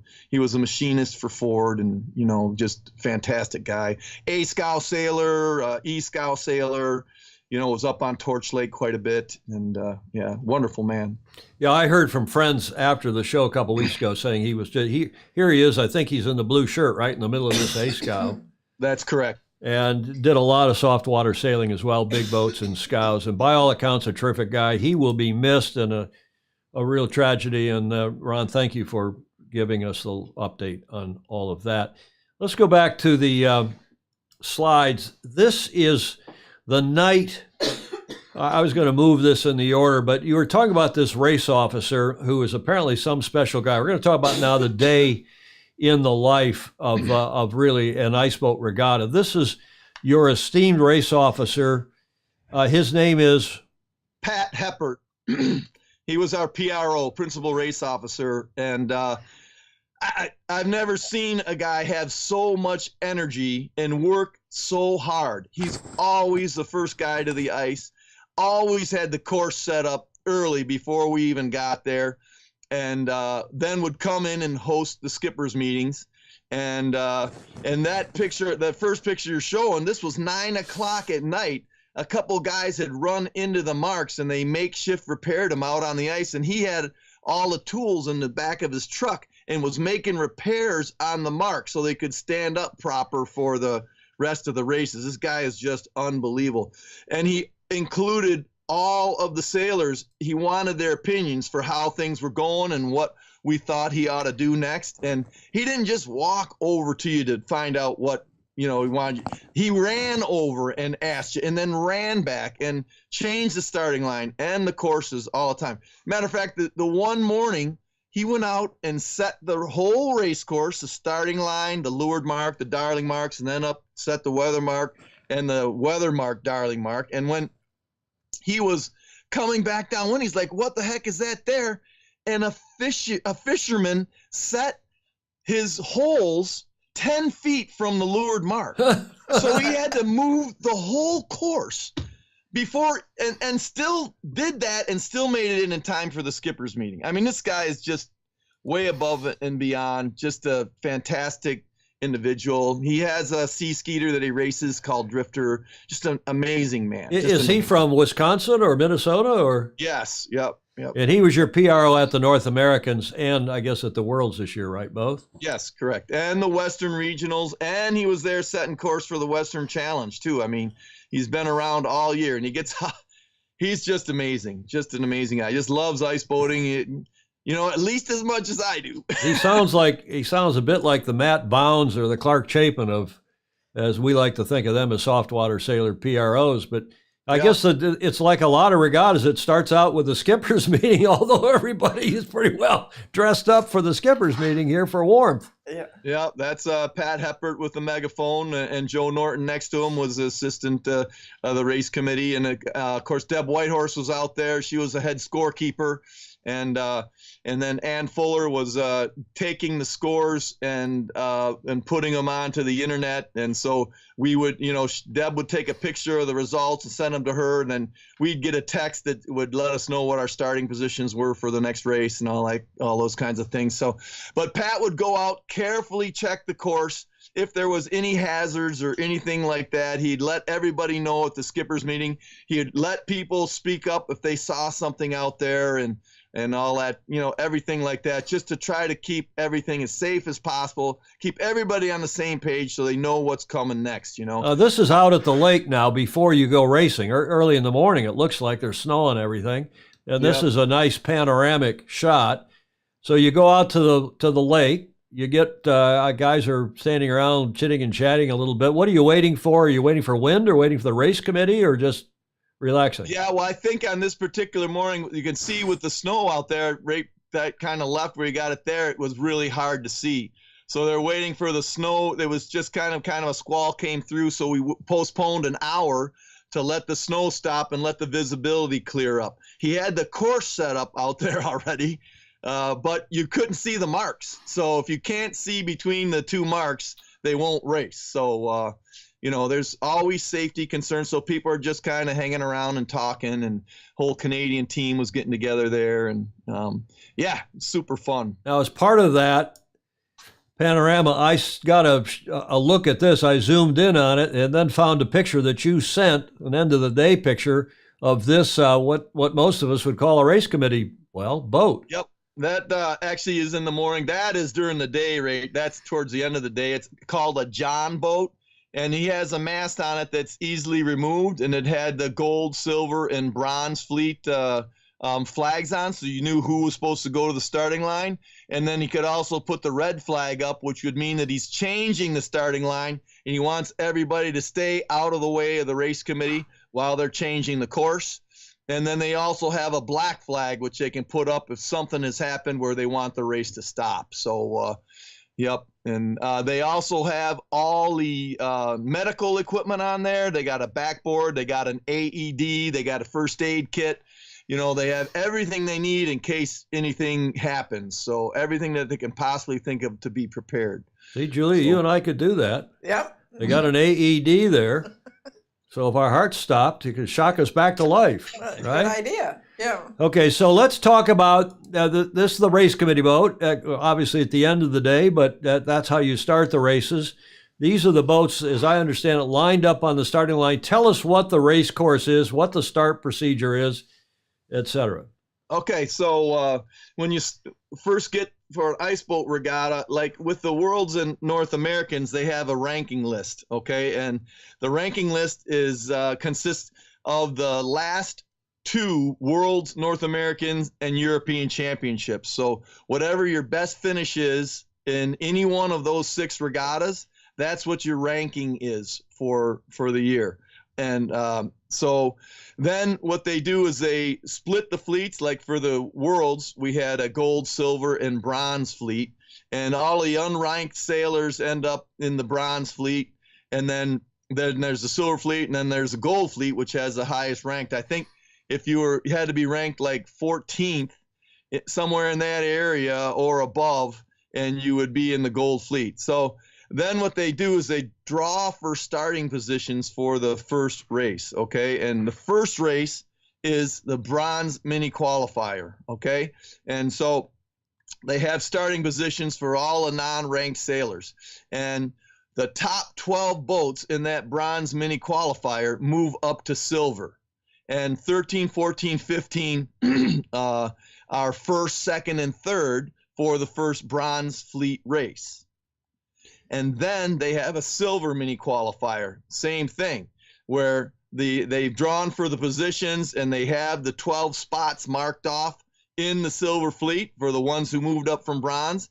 They run that race, and the top 12 boats move up into gold, and 13, 14, 15 are first, second, and third for the first silver fleet race. So it's a little bit like European soccer relegation. You can, if you do well, you go up. If you don't do well, you stay or go down in your respective fleet. And what part of the line do you want to be? The windward boat, the leeward boat? You get your choice.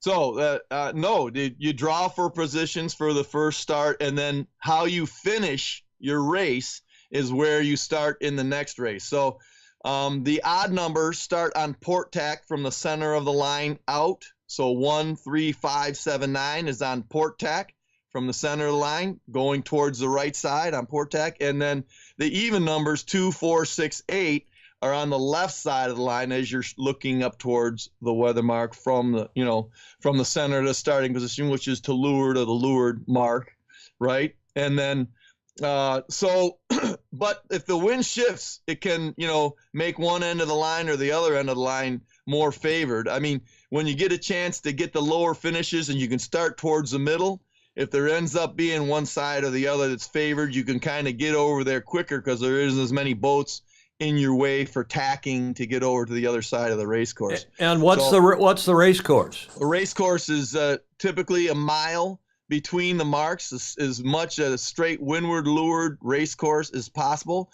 And then 100 yards to leeward of the weather mark is a darling mark. And 100 yards to weather of the leeward mark, there's a darling mark.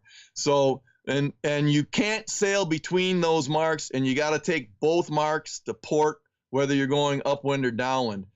And again, what's the term of art? A dialing? Darling.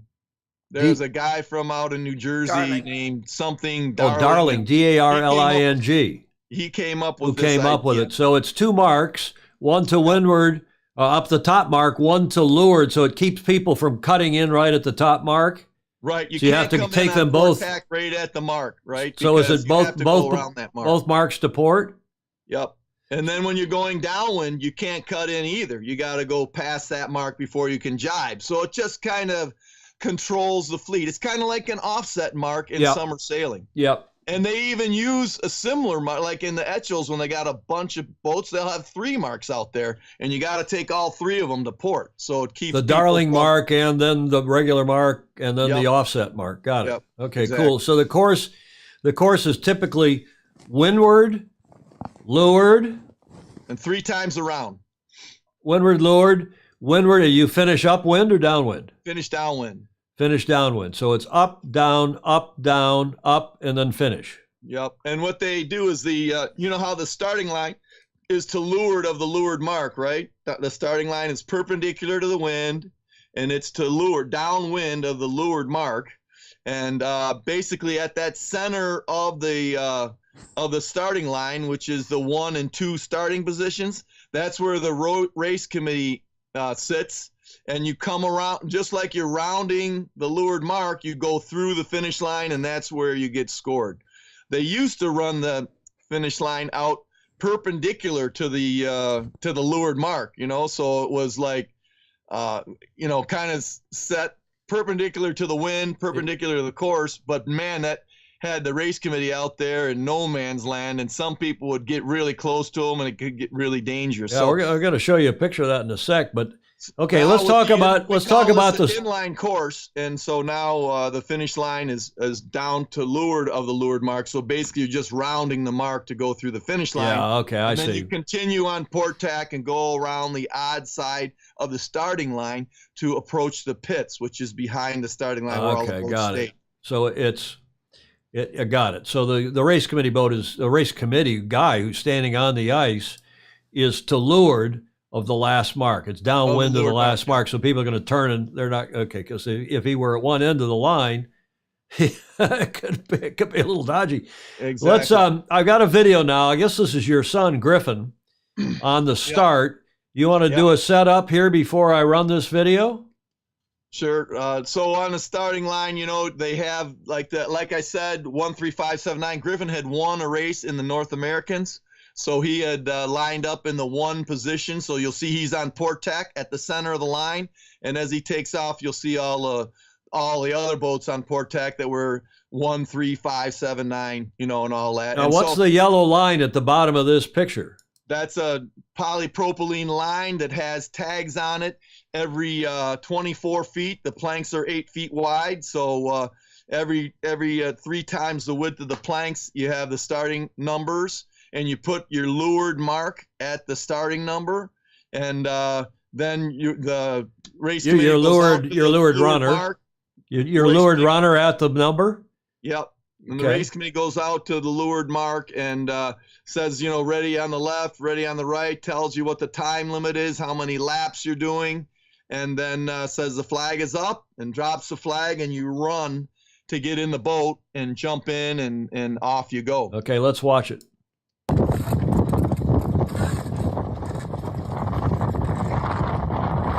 This was in North American, so there's you can see we had 8-inch snowdrifts. It was quite challenging the last day of the North Americans. We had to get one race, and it was blowing. Hang on, start again, because I think the audio. Okay. I'm going to run the video again. I'll bring the audio, the video down, and you go ahead and voice over. Okay. So you can see you run off, you step on with the outside foot, slide in with the inside foot, and then get at that main sheet right away and take off. This was the last day of the North Americans, and there were 8-inch snowdrifts out there. So you can see the boats hitting the snowdrifts and the poofs of snow happening. And it was really challenging. And we had, 16 to like 28 knots of breeze. I mean, it was really puffy and blowing hard out there, but we had to get the races in to count the regatta. So we raced in some pretty extreme conditions there. Looks like that video was by Maureen Kruger Boliber. Yep. Yeah, she Yep. said, wow, you used my video. Well, there's some cool stuff here. Let's look at a picture after the start. So you've got the boats over there on starboard tack going to the upwind left, and you got the boats on port tack going to the upwind right. Mm-hmm. This is how many, you can see the yellow line there at the bottom. This is the polypropylene line. Yep. From And which you're not supposed to ever run over that line. I mean, you can actually get disqualified for doing it because you can cut the line, and then all the races are getting held up because they got to repair the line. So you're supposed to either sail around to the windward side of that line or lift your boat over the line when you take it to the starting line. Take it to your spot. How many races a day? They have a limit of 5 races per day. Is that the goal, the target, if the wind and everything's Yep. cooperating? Yeah, but the thing is, like for instance, Matt Struble hadn't raced in several years, so he didn't have a ranking. So he had to do the mini qualifiers, the bronze mini qualifier and the silver mini qualifier. So that's already 2 races that counted. So we're only allowed to do 3 races for the gold fleet because he would have 5 races. Now, it wasn't just him that had to qualify to gold, but he was one of the guys. So for instance, just so you know, so that's something you think about when you're figuring out how many races you're going to have to sail in a day. Now, how about the rules?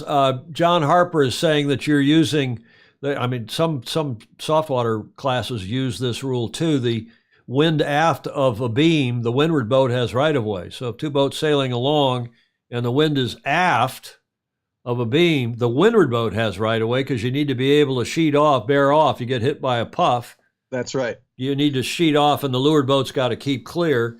Yeah. Any other classes besides ice boating that use that rule? I don't know, but I think that it would be great in the summertime that if you got hit by a puff and you could lay down, I think that would be fine in the summertime too. Why? And even if you don't get hit by a puff, I think it's just a good way to organize a race course to keep everybody safe. So there are a couple different rules that are different from ice boating to summer sailing. Number one is that when you're both going upwind, the leeward boat has right of way. When you're both going downwind, the weather boat has right of way to take them down, just like what we were just talking. And then the other thing is that upwind boats have right of way over downwind boats. So if you're going upwind above a beam reach and there's another boat coming downwind, it doesn't matter which tack you're on.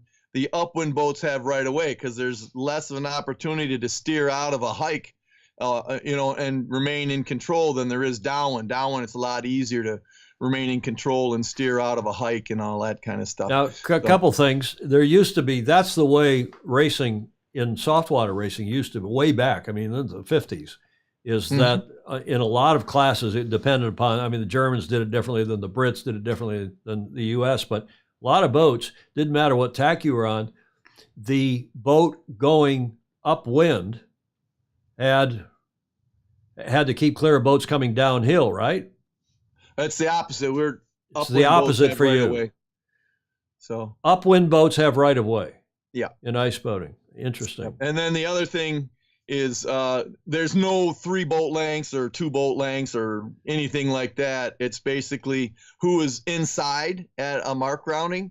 But if you're a faster moving boat coming from the rear, you cannot jam it inside. I mean, think about that, and it happens a lot, unfortunately. People just think, well, I'm inside. Well, if you're faster moving yacht coming from the rear, someone who's going into their mark rounding isn't looking over their shoulder to see somebody coming. There's, you're focused on that mark rounding, trying to not hit the mark, get close to the mark, keep the boat in control. Because remember, when you're doing that windward and leeward mark rounding, you got to put the boat past a beam reach. And they just don't like to be at a beam reach very long because they're going to try to tip over or spin out. You want to be going upwind and downwind. So anyway.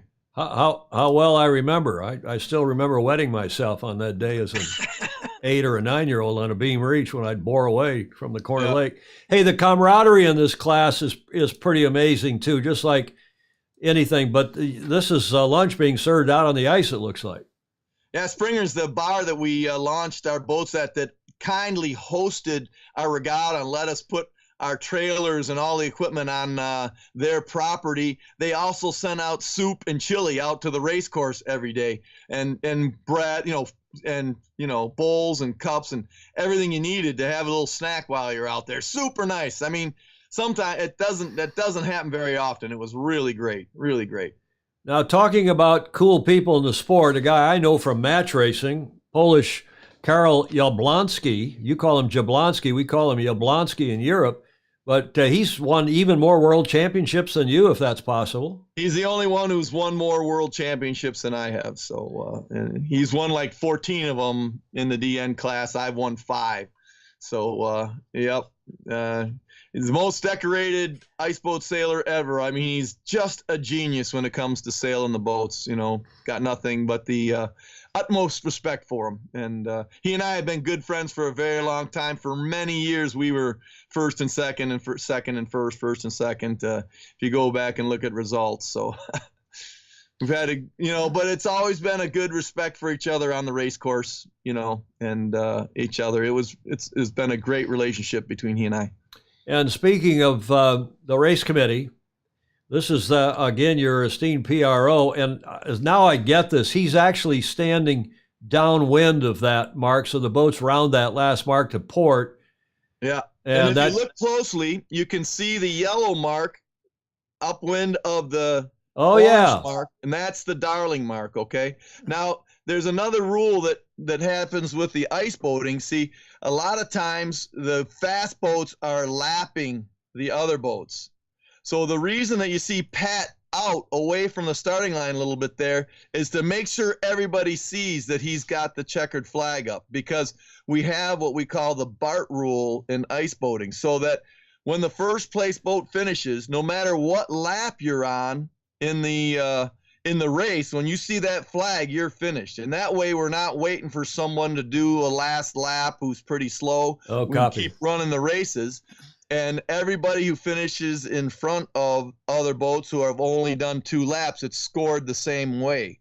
You see what I'm saying? So then we're not waiting around to start the races. So that's why you see Pat walking out with a checkered flag and it's up in the air high so everybody can see that the first place boat is finished. And now when you cross the finish line, you just go right around to the pits and you're finished as well. Yeah, there's a lot of cool comments coming in here. Stingray saying, holy smokes, Ron is one seriously great ambassador for this sport. Great job by Tom for keeping up. Yeah, it's hard for me to keep up, especially at my age. Ed Worley, his energy for our sport is contagious. Alan Long talking about Detroit, and somebody asking what DN stood for, Detroit News.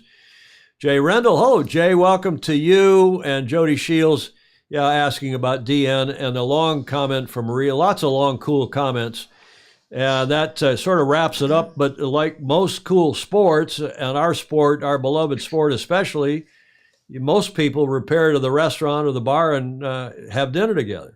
You called it breaking bread. Yep.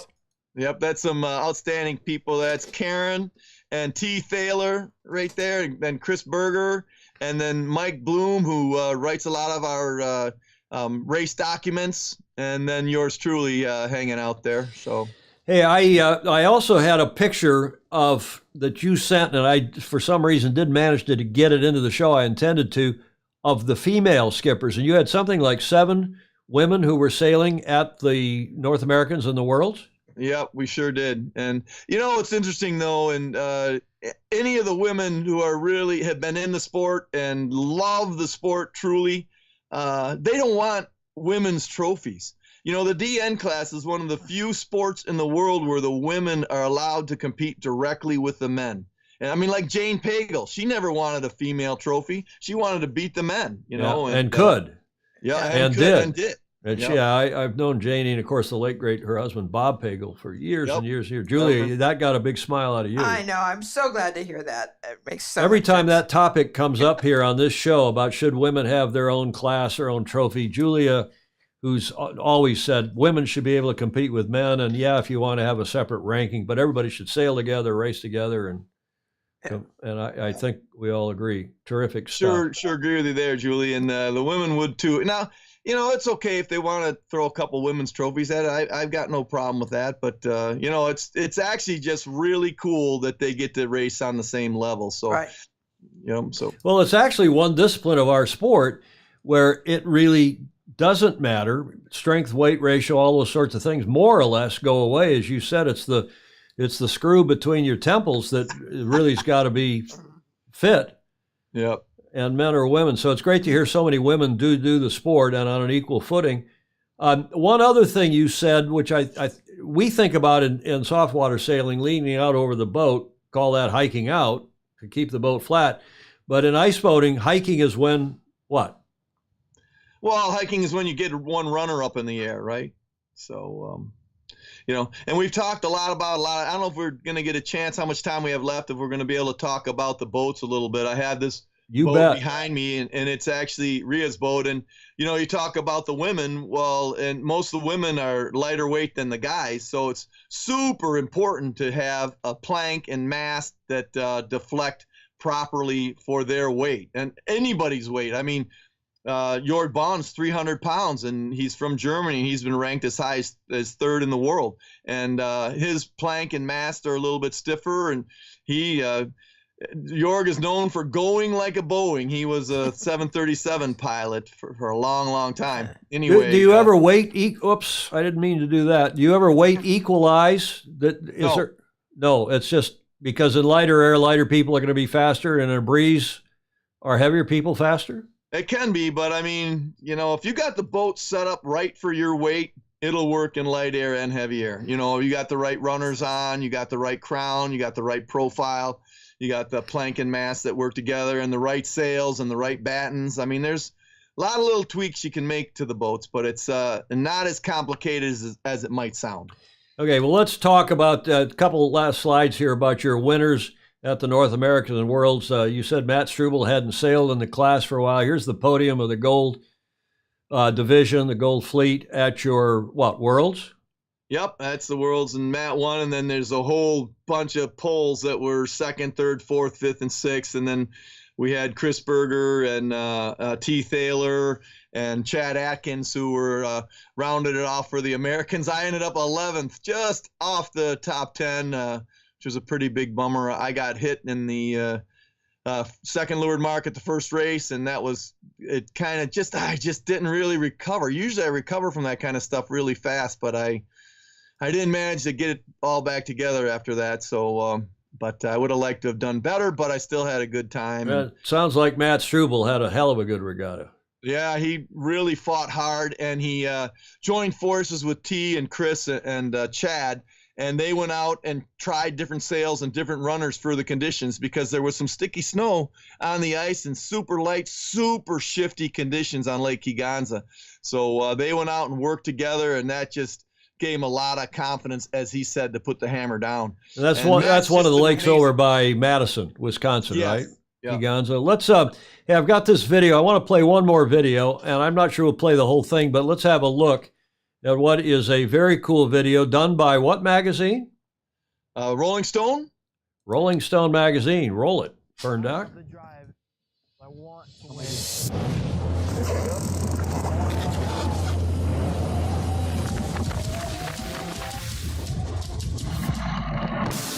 You step in this boat, there is nothing stopping you except for yourself. It's just you and the boat. It's your own game, it's your own freedom.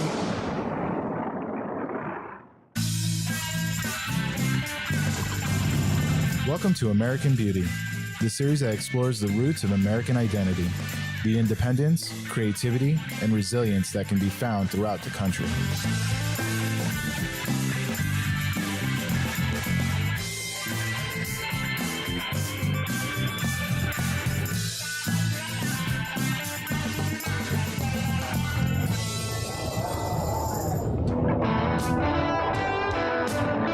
At this stop, we're deep into Michigan to explore a daring sport most people don't know exists, ice yachting.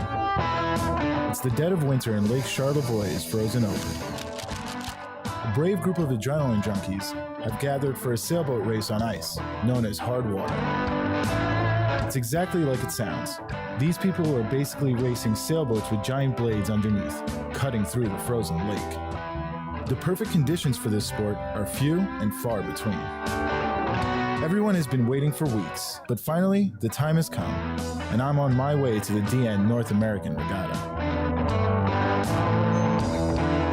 Well, the way a DN ice yacht race works is, for the start, half the fleet will line up pointed this way. It's what we call on port tack. Half the fleet lines up on starboard tack, and you push the boats as you would a bobsled. You race around 2 marks. Of course, there's always upwind and downwind. So let's say the breeze is blowing this way, right down the table. This is called the windward mark. This is called the leeward mark, and the boats are going to do three laps, 3 upwind legs, 3 downwind legs, and you finish downwind, go around the bottom, and that finishes the race. We're good to go. We're cleared to head on down. Same deal. We're going to line up kind of the starboard side of the starting line. Go around the ends of the starting line. Do not sail over it.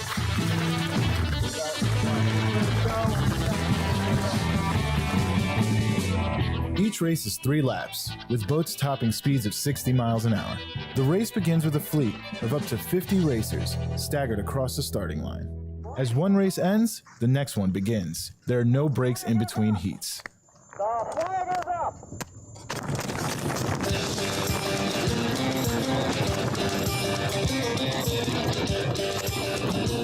After weeks of waiting for perfect weather conditions, they're now stalled out because of soft winds. Patience is the name of the game.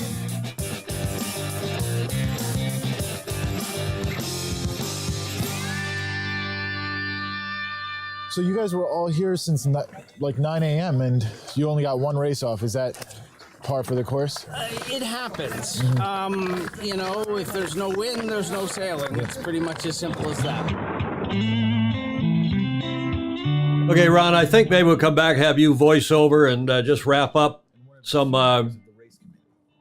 with any other comments about how cool this racing is. This Rolling Stone video I really enjoyed. It's on YouTube, and it looks like Harley Davidson sponsored it.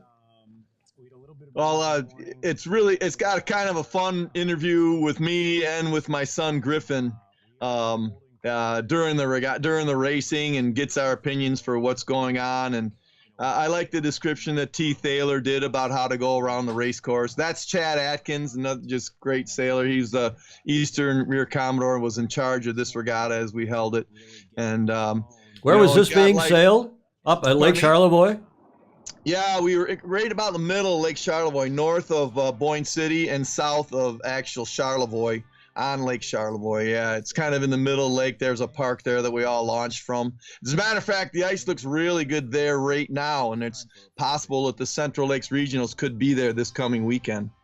So that's Lake Julie Charlevoix, Richards. Torch Lake in the summertime, two of the most beautiful lakes in the world. Yeah, we raced on Torch. We raced on Torch. So there's me, and that's Griffin. Let's listen in. So Ron, we saw that you're here with your son. How did he get into the racing? How did you get into iceboat racing? I think Griffin went for his first iceboat ride when he was 4 years old. And my wife was chasing him down the ice. He was going really fast. He started really young and just loved it. My dad introduced me to it when I was real young. I started racing when I was 9. How'd you get your first boat? I built it. Yeah? I built my first boat. Did your dad help you build it? Yes, he did. Do you guys still have like a friendly competition between you two when you guys get out there? When we're on the course, it's blood, but yeah, you know. Your dad is a 11-time champion. Do you feel like there's a lot of pressure on you to bring one home? I wouldn't call it pressure, but I have the drive, and I have that want. I want it more than just about anything in the world. I want to win. The wind's finally picked up, and all the waiting has finally paid off. Everyone's okay. Let's go on and talk about the technical. I think we've covered pretty much most of this, but what a great video! I mean, I wish our beloved sport, softwater sailing, had videos as good as these. Just terrific stuff, don't you think, Julia? Absolutely. Huh? Yes, and it brings you onto the ice with them. I mean, just look at this. Fabulous stuff. Yes. Okay, enough of all this. Let's go on and talk now about technical stuff. Ron, the blades, and give us a little tour of what's going on there in your shop. But everybody wants to hear about blades. Do people get hurt? How many blades do you have? Yada, yada. What are they made of? Show us in your shop if you want.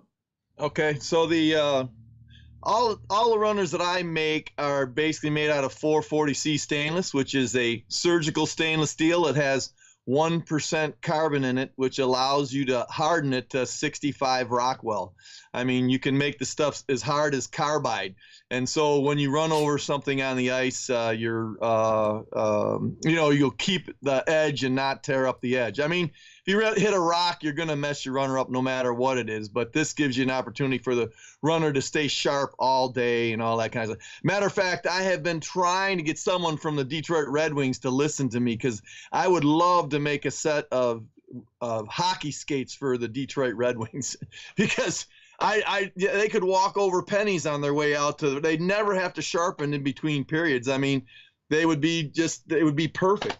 Seriously, they'd never have to sharpen. You could make blades that tough, that strong, for a game, you wouldn't have to sharpen them like a lot of like Paul Coffey he had guys sharpening his skates in between going out on the ice. I mean, it was pretty crazy. Anyway, so this is what I think is the very best runner out there right now. This is a 3/16 steel. Let's see if I can line this up so you can see it has wings. 3/16 thick, but it has carbon wings on it. Yep. And the carbon wings are 1/2 inch. Chris Clark did a finite analysis on Mast and runners, and you can see how they're tapered into the front and back of the runner. So, so it's super clean, super aero, snow, and hydrodynamic. But the thing that's amazing is if you made the runner 3 inches wide, it's like 80% is stiff by having it 2 inches wide, but it's way stiffer than 1 inch wide. If you take this runner and put the back end in a vise and then push on the front end, you can't bend this runner any 1 inch runner, no matter how much carbon is on it, if you put the back end in a vise and push on the front, you can easily look down the edge and see that runner bend. Wow. It's amazing. So I love these runners with the wings. It gives the boat a whole new sense of control and just able to reach top speed. If there are any bumps on the ice, it's very easy when you're going 60 to have the runner bend, and a straighter runner is going to be faster. And so that's kind of that. And then there's the front runner is 30 inch, and it's 3/16 again. And it's a little bit lower profile, a little bit shorter, so that that keeps the front end of the boat down lower. If you have a regular tall runner, the boat kind of goes down the ice doing a wheelie, and air gets trapped underneath it. So it's nice to have the lower profile runner on the front. And all these runners. Hold it! Don't set it down. Flip the brake down to the stop. What do you call that? That's just a parking brake. Parking brake. So it has, kind of like spikes on the front of it. So you can set when you put that down on the ice, it'll keep the boat from moving. Copy. So you can have the boat into the wind and have the parking brake on, and it'll sit there. But see, if you look at this one, I have a plastic where it touches the runner, because I sure don't want to mess up the edge. Nice. That's another thing we should talk about, though. The edge, like on these runners, is 90 degrees, right? It's just a 90-degree edge on there, but it is super sharp, and you can run your fingernail on it, and there'll be no nicks. And if you look, I don't know if you can see, but I can just scrape the skin right off my nail, because that's how sharp it is. It's super sharp as you can make a 90-degree edge. That's how we used to tell if our hockey skates were sharp enough. I think you need to get hooked up with the Red Wings and help them out. And they then, need some help right now. After you sharpen the runners on a big 90-inch belt sander, then you take the stones and really hone that edge so it's super sharp and no nicks and no. Hey, one other question before we're going to get to your quiver of blades here in a second. A question from one of our superfozy, Gordon Smith in Denmark, who's a Brit but living in Denmark. He says, I'll try again. I think I might be too tall for the sport. Is there a maximum height? No, there's no maximum height. And all the Dutch guys are super tall. T's tall, Diedrich's tall. What's that mean? In centimeters or in feet and inches? Steve Orlebeck is 6'4". So he's out there, and you can be taller than that. All the boats pretty much now are racing with maximum length cockpits, and it's kind of interesting to know the rules on the hulls themselves. Where you have the bow of the boat determines where the number 4 bulkhead can be, which is where your feet touch. Yes. And then where the front chalk is, and the steering pivot bolt. That's where the hull to plank fittings, the seat back, and the mast step are measured from. So you can actually make a longer cockpit you're allowed to have the bow stick out up to 7 inches from the front. So a guy who's Gordon says he's 6'5". I don't know what that is in centimeters, but a guy 6'5" is not too tall at all. No, not at all. There's plenty of guys. There's 2 guys from Quebec that are both that tall that are racing and doing real well and having a blast. They love it. Luca Craig is asking, how long do the runners last? The runners I build, are you kidding me? They'll last forever. But as far as, if you're, sometimes you're out there sailing and there could be goose grease on the ice, we call it. Goose, when they eat. Goose grease? Sand, is that a term of art for with their, what the Germans would call goose scheisse? Yeah, that's yeah. Yep. Or there can be a beach and have a big breeze and blow sand out on the ice. I've been out there when you could see someone sailing, there were sparks coming off their runners. Honest to God, just when they're sailing in the evening, you could just see sparks coming off their runner from sand being on the ice. So if you got conditions like that, you're going to need to have a sharpening machine with you and sharpen your runners every night. You know what I mean? Wow. But the runners themselves, the bodies and the steel and all that, they'll last forever unless you hit something and break it, Okay, but now let me ask you, because apparently there's horses for courses, or there's runners for different conditions. You told me in the tech check is How many different sets of 3 runners are there here?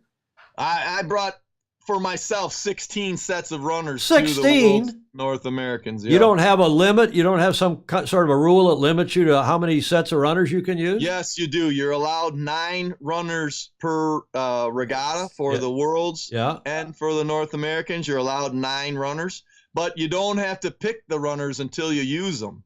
So I have every possible crown and angle and thickness of runner and different types of runner. There's snow plates. There's as well as the insert runners and T runners and angle runners, and you just got to have everything ready that you can for every condition possible. So what is it? Depends on what? How much snow there is, how hard the ice is, how cold it is. What are the variables? How much wind, exactly. All of those variables, and there's all different kinds of runners. Like this is a T runner. And you can see that the steel is actually a T shape. Yep. Uh-oh, we're losing his internet connection there. I think he's holding that big runner up. There we go. Come back. And say again. So, start anyways, over, Ron. yeah, Ron, start over. We lost you for a second. Your internet dropped out. Say it again. Right. So there's threaded rods that go through the T down into the steel or down into the body. And so I was saying earlier, I think you got this part that the steel is the shape of a T. Yeah. Right. I'm trying to turn the right way. It's a little backwards to me. So you can see this is really light. And the other thing about the T irons is you're allowed to be 150 thousandths. So you can be thinner than an insert runner. So if there's some styrofoam snow on the ice, this runner can be a better runner. And then the runners are also allowed to be thicker than the insert runners. The inserts have to be between 3/16, 1/875 thousandths, and 270 thousandths. And the T runners can be a little thicker and a little thinner. So there's some holes in the conditions where T's could be the runner, and so you got to I've been trying to get them to change the rules so that the T's have to live within the same dimensions as the inserts, just so we don't have to carry so many runners. I've been racing ice boats 51 years. So guess what? I got a shit ton of runners in Europe and here, and I'm ready for anything. But I still would rather have to prep less runners and take less runners with me. Wouldn't bother me in the least. So, but look at all those runners. Yeah. Okay. How about clothing? One last segment here. Okay. Because everybody wants it. James Frederick Bland is saying sharpening is a whole nother art. I believe that, just like sharpening skates. But tell us about the clothing. Here is the picture that I used on today's cover slide of you. Are you getting dressed or undressed? Well, I'm actually putting on what is over my Henderson Tri-Lam wetsuit, a luge suit. And I mean, those luge suits are super aerodynamic, super air slippery, That's the black suit. That's the black suit that's going on over my Henderson. So right here I want to show you the Under Armour clothes manufacturers. They have what they call a base layer, which is a pretty thin layer. And then they have this stuff that's called level 4. And you can see it's got kind of checks in it. And it's a little bit thicker. But man, you wear that base layer and then put this level 4 on. It's absolutely incredible.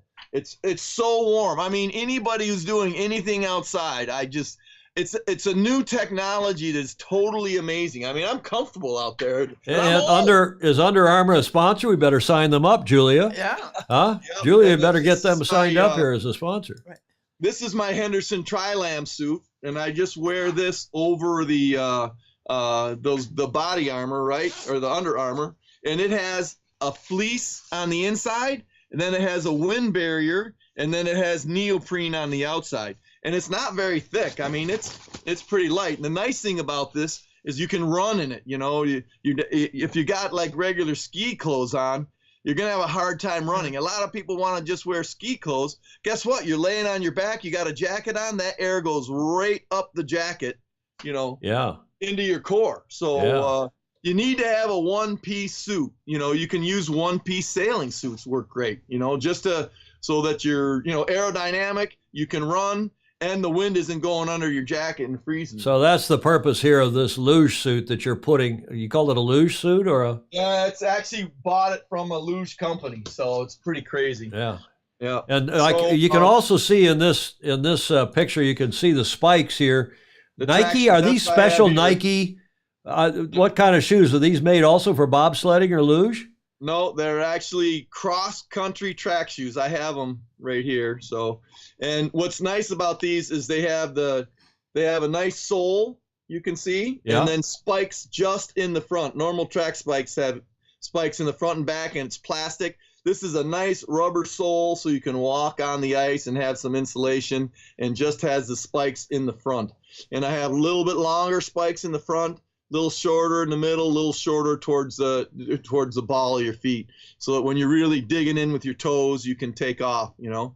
And cross-country shoes. Who would have thought?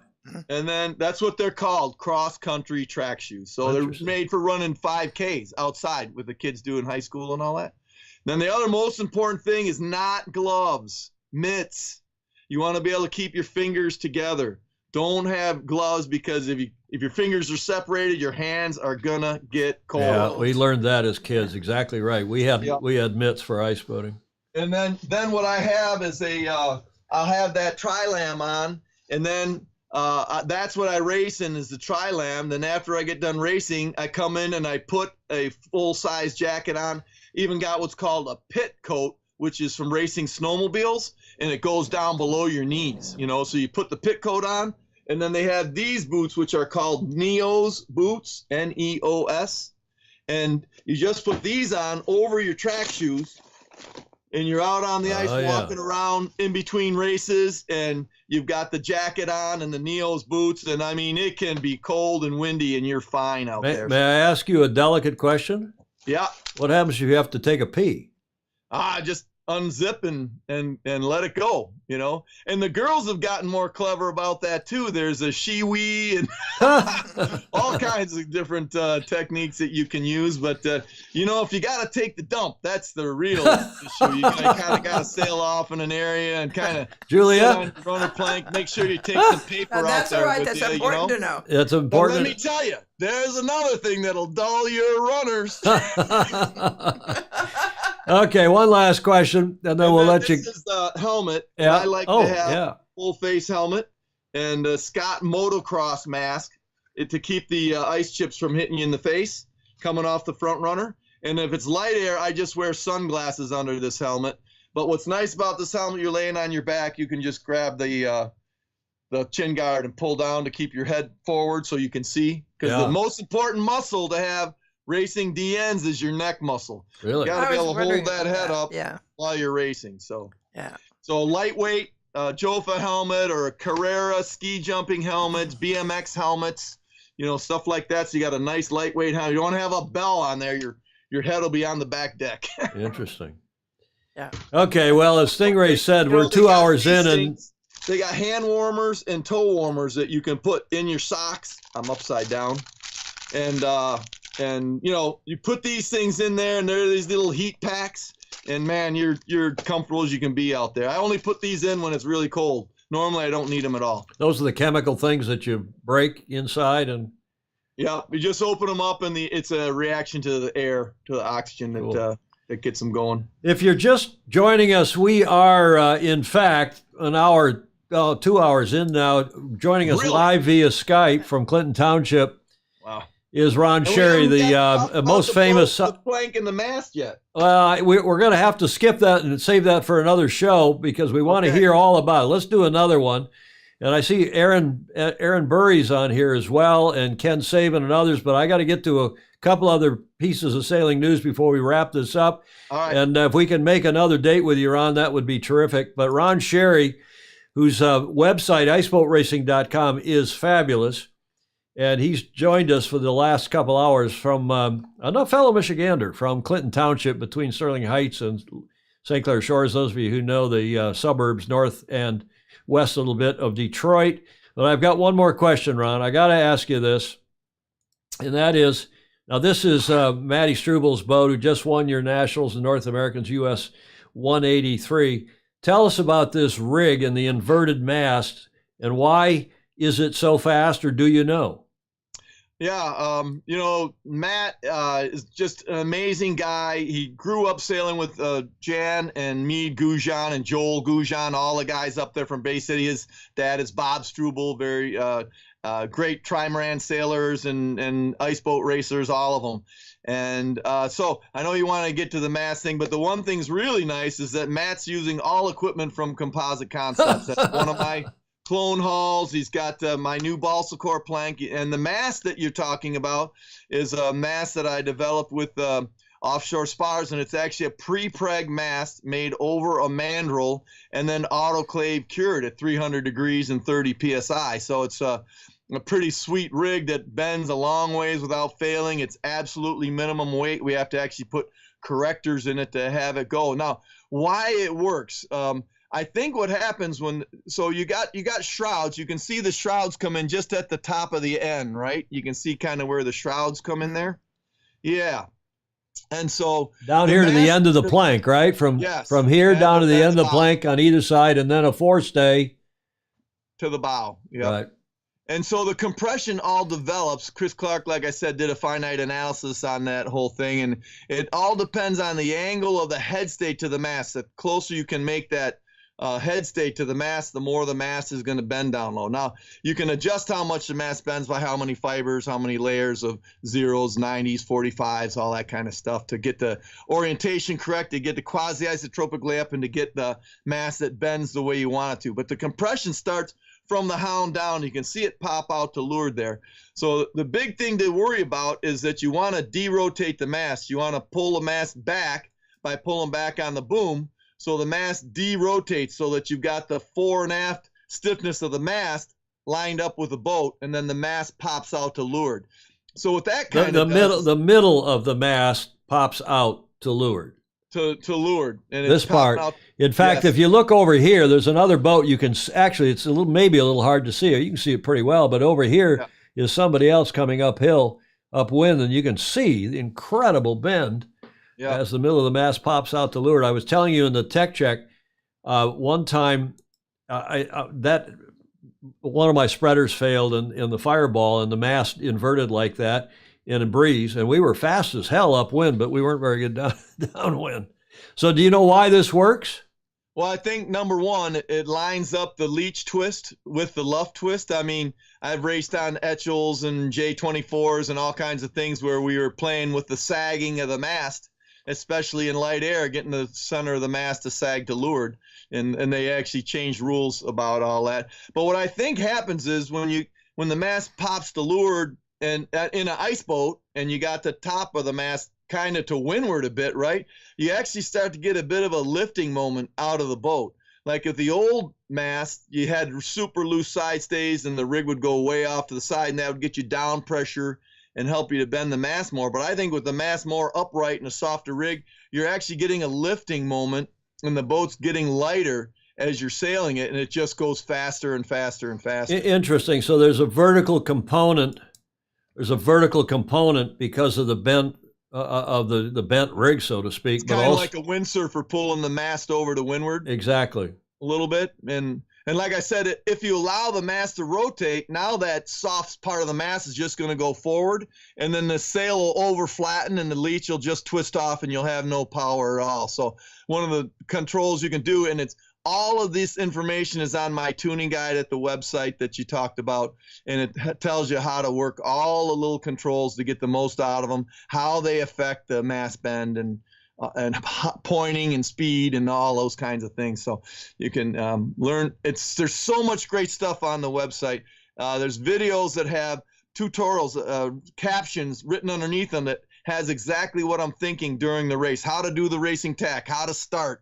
All the different things are all in some of those videos. So anybody who wants to learn about it, just enjoy cruising and look at a lot of the videos on that website. It's just amazing. Deb Whitehorse just does the most amazing job on my website. It's fantastic. She also does Four Lakes website. So the two best ice boat websites there are in the world are run by Deb Whitehorse. So, Julia, I think he's now officially a Fozy. I think so, He too. is one of the most enthusiastic Fozies we have. He's the Buddy Malgus of ice boating, and Buddy was a great ice boater as well.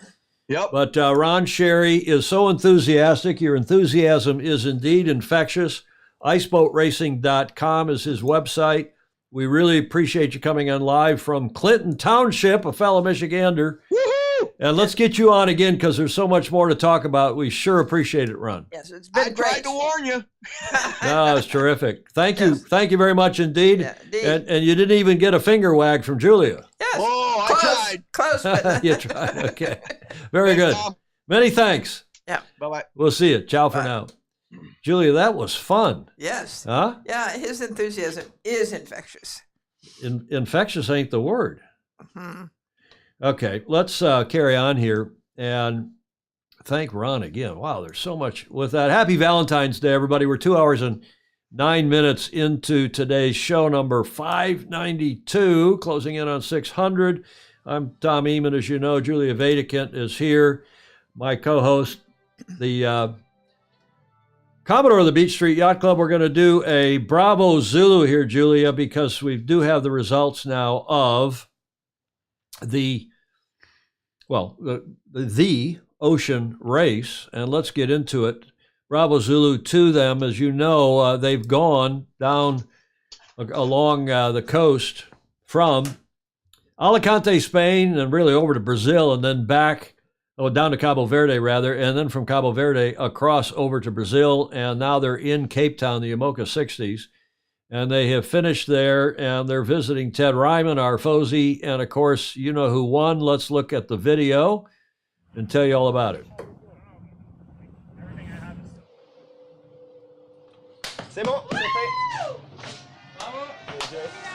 The irrepressible Kevin Escoffier. Olsen PRB. First to finish. It's amazing. I thought that with these new boats, with the IMOCA that are pretty fast, we'll have more distance between boats, and it's just like a one design race, we had on the two previous editions. So I think for the public it's perfect. For us, it's a great fight on the water. So looking forward to do the third one. My emotional level is here right now. It's been extremely tough. I got prepared myself mentally for this, but it was tougher than I ever expected. The sailing, the living on board, it's just so intense this race. It gets everything out of you. So there are no words for it, just emotions, and that's why I just showed it when coming back. Second place team, Holmeyer and Smile third. The forecast says you will all cross the finish line in the same time, but you don't true that. You don't trust this story, but we trust it. We believe that it was possible, so we pushed the boat at the max. But at the end, the finish line was amazing. Spinnaker, 20 knots of speed, sun, captain for the first time of 4 of the crew. It's a perfect day for me.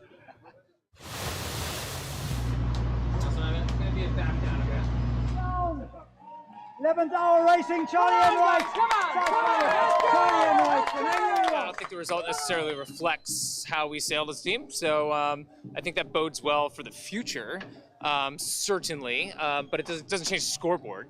I trust the folks we have around us, and I think we'll use it as motivation. We got a good group. We got good heads on our shoulders, and we'll make sure we come out of this stronger for sure.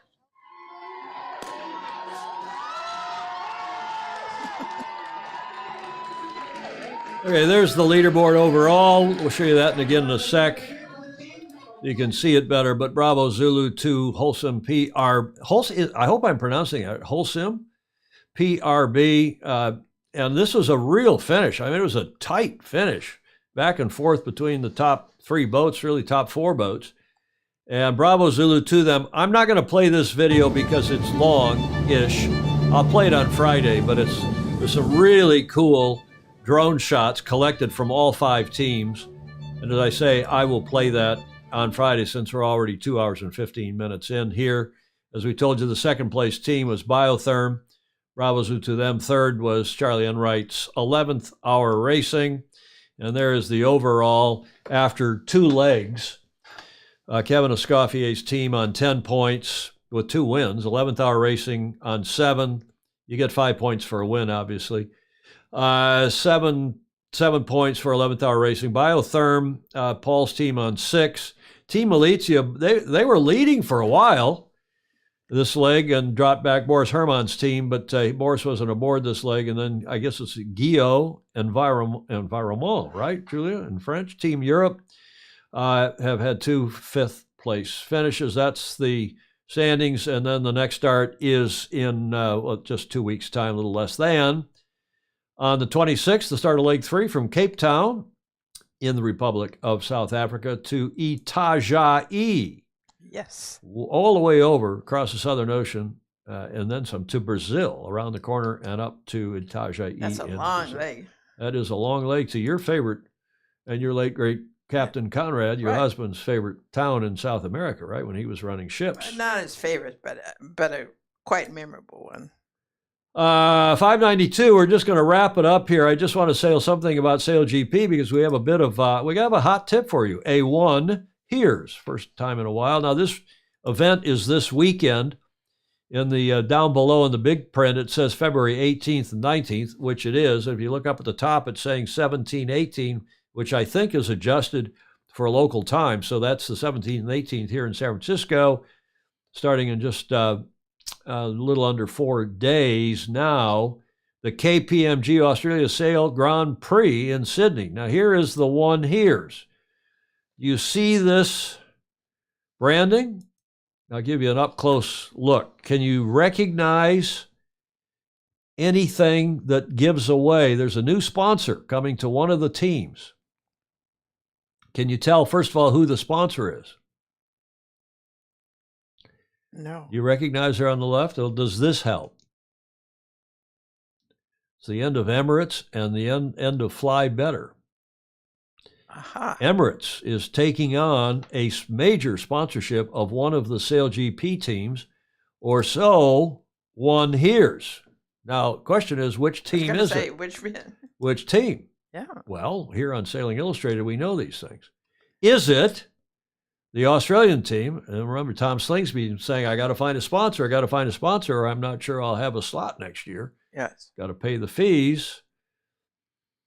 Graham Sweeney is saying it's Emirates. Gordon Smith is saying it's Emirates, Team New Zealand. Well, I think they mean they think they mean it's the Kiwis, right? Is it Slingsby? Is it the Kiwis?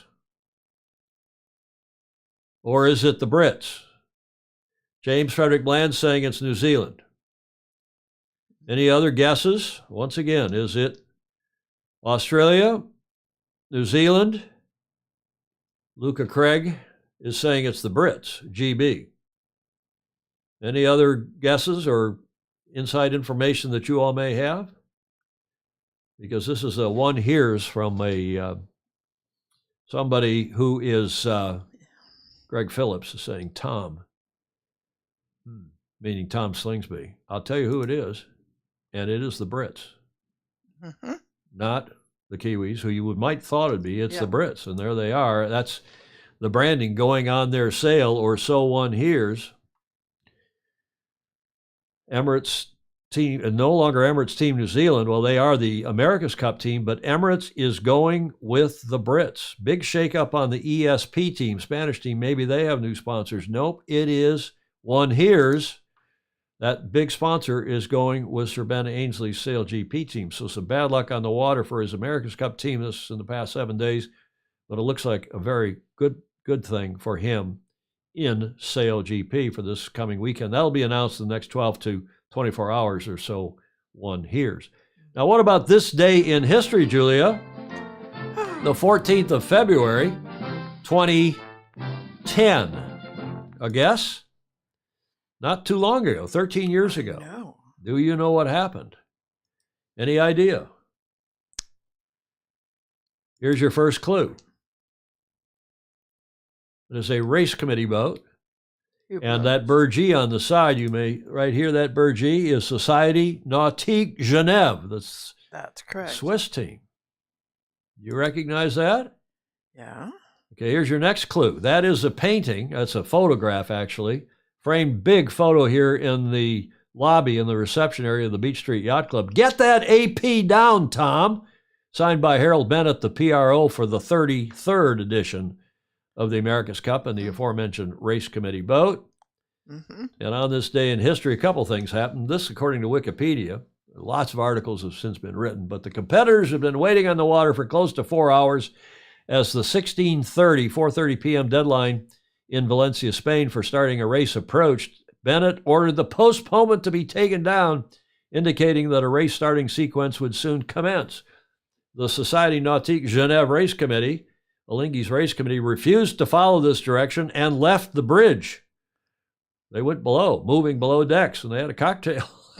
In order to continue, Bennett had to ask Tom Eamon, the BMW Oracle Racing representative, the observer on board the committee boat, plus a support boat driver, to assist with the raising and lowering of the flags to complete the start sequence. Quote, "I have never seen such a disgraceful behavior on a committee boat, trying to influence the PRO to the point of ordering me to stop the start sequence," wrote Harold Bennett. And that was 13 years ago today. It was the second race I remember you telling of the me, 33rd America's Cup, and it was quite a scene. And here is the trailer to the video Wind Gods that is definitional of that day and of that regatta. Enjoy. It's only a quickie. Have a look. It's the limits of what's possible in sailing in the 21st century. This is extreme sailing. We'll probably never see something like this again. Not in our lifetimes. It was a quest, building the best possible team we could build, building the fastest possible boat, and seeing if we could bring the America's Cup back to America. Human ingenuity, with the oldest trophy in international sport at stake. Larry Ellison said, the BMW Oracle sailing team is much better than yours. It's quite funny coming from Larry Ellison. What is he gonna do if he loses? Ernesto took the rules and just tore them up. Ernesto, why are you doing this? It's like a heavyweight championship fight where the fighters don't like each other very much. And may the best team win. The America's Cup. It is a race sailed across tides and generations. Representing your country in an international sporting event? I get chills just talking about it. In Valencia, Spain, the America's Cup on the line today. For me, it's a dream come true. USA 17 is flying. Look at her go. It was really sort of knife edge. Oh my goodness, that's too close for comfort. Both boats were redlining the whole time. The American team could be in trouble. We thought we had a much faster boat. Alinghi out in front. USA 17 playing catch-up. We never should have let him get that separation. There is no second place in competition in the game of life. First place is all there is.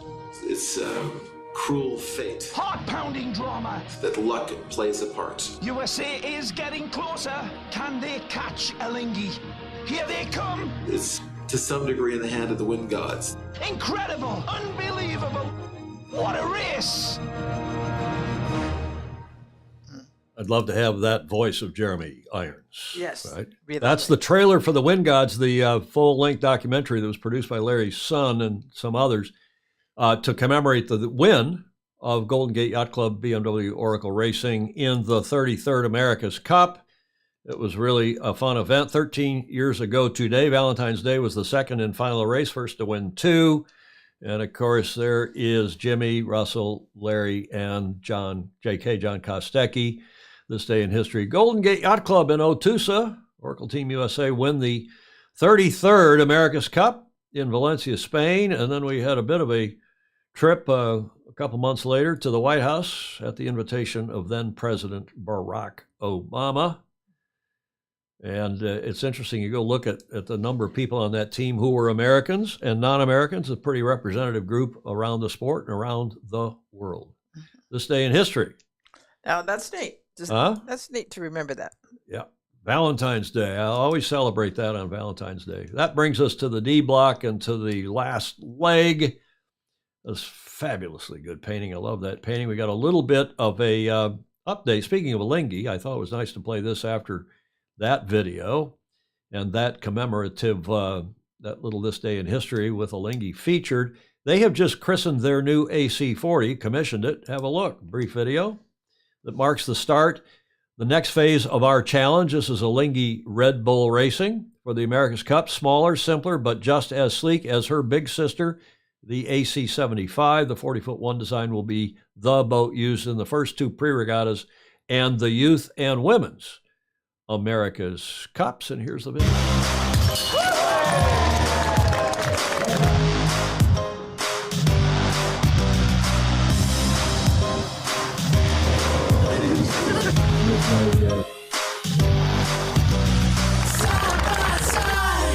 I know we can make it 'cause we're killing it. Yeah, we're killing it together. The only team training in the venue, Barcelona, right, Julia? Right. Do you think that gives them an advantage? I hope so. You cheering for Alinghi? Or are you just cheering for them because I keep ranking them as the top team? Yes. Yeah, but I mean, one would think that it would, but because the winds are so fickle, one Well, wonders. we'll see. By the way, you saw Ben Ainsley, Sir Ben, put out a press release at kind of an homage to the locals. They're training out in Mallorca and Palma, and they said, "Oh, we could run there's no reason the America's Cup could not be run here in Palma de Mallorca." Well, that's got to be true. Which is true. It's you know, Palma, that airport in Palma, in summertime, it used to be true, I think it still is true, is the largest airport in Europe in terms of flights in and out and people in. I mean, it's even bigger than Heathrow in the summertime. I've been in and out there. And it's also a hub. Yeah. It's quite a deal. Okay, that pretty well wraps up, except for Whiskey Tango Foxtrot. This Happy Valentine's Day show number 592. And as usual, we like to have a few funnies for you at the end. Maybe they're related to sailing, yacht racing, and maybe they're not. Whiskey Tango Foxtrot, and here's the first. I followed the Chinese spy balloon for 200 miles. Then I realized it's burnt. Scheisse. Who would send that, Julia? Who do you think would send that? Ryman. That's courtesy of Ted Ryman in Cape Town, South Africa. Thanks, Ted. I thought that was pretty good. I was sticking on balloon for a minute. This came from several of you, but the first descendant was Baton Rouge. Baton Kennan sent that. Balloon rides are canceled until further notice. I also got one from Chris Ray, our friend at St. Francis today, and it was just a little meme saying, I got something for my wife for Valentine's Day. It's a cross-country trip on a balloon. That wasn't very polite, I didn't think. Yeah. Now, those of you who are very clever will get this. I'm sure Ron Sherry will appreciate this, since we talked a little bit about tequila. Look at him. He's moving up closely to his camera so he can get a look at it. See that? Huh? Yeah. Ron, can you see it? Call Jimmy Buffett. I found it. You know the opening lines to that song, Margaritaville? Yeah. Jigger of salt, Jigger, yeah. Okay, there it is. That's the drinking show with a lost shaker of salt. Graham Sweeney's got it. Yeah. Call Jimmy Buffett. I found it. The lost shaker of salt. Yeah. Yep. James Frederick Bland's got it too. Okay. That was clever. I thought that was very subtle. Thank you, Martha Peterson, for that. Now, a couple more Valentine's Day, and then we'll get out. We'll wrap this one up in 2.5 hours. Spoiler, this Valentine's Day with a pair of moppers. That's from Greg Phillips on Australia's Gold Coast. Thanks, Greg, for sending that in. And while we're at it, I couldn't resist. Greg also sent this one. Hi there. Julia, get your finger ready. Okay. Do you know me? I think you're the father of one of my kids. Are you the stripper from the bachelor party that I made love to on the pool table with all my buddies watching while your partner whipped my butt with wet celery? No, I'm your son's teacher. That's an old joke. Is it? Yeah, oh, yeah. Okay, well, I didn't know that. Okay. But nonetheless. But nonetheless, what? Do you shake your finger at it, or is it okay? I don't know. Don't waste a finger fake. No. Thank you, Greg Phillips, for that one. And then in honor of Valentine's Day, I just had this video. I thought we had to run this. I thought this was the cutest video of the day. as a happy Valentine's Day to everybody, wherever in the world you are. Isn't that nice? Huh? You're not impressed? I thought that was cute. If you love If you love frogs? If you love okay. frogs. Julia's not impressed. You're not impressed. Okay, happy Valentine's Day, everybody. That wraps up 592. We get to the finish line here. Thank you all for joining us, and thanks also to Ron Cherry, who was just a terrific guest. Oh, he was. Like, follow, and share, please, if you would. Julia likes to say that, right? Right. No better time than now. Comments welcome, too, even in replay. So we leave comments open. Not very many internet shows do that, webcasts, video podcasts. And also, if you would, please support us on Patreon. Become a patron, patreon.com/join/Sailing Illustrated. And at this point in the show, we always like to thank everybody who gave us material for today's show. Mm-hmm. Julia, any final thoughts? Yes, there's so much new info on this show that there are a whole raft of people that ought to see it. So I think a lot of people will, and I think it brings a whole lot of people. I think we forget too that most hard water sailors are also soft water sailors, and a lot of soft water sailors aspire to be hard water sailors. Yeah. Iceboaters. So it's I think it's great, and we've got to get Ron back on again. So hey, Ron, if you're listening, thank you very much. There he is. There he is. He's still in his shop there in Michigan. We appreciate very much your coming on. Thanks everybody for the video, audio, and images for today's show. Thank you all for joining us. We'll hope to see you on Friday. In the meantime, if you can, whether on ice or on water, sail fast, sail safe, and have fun. Ciao for now.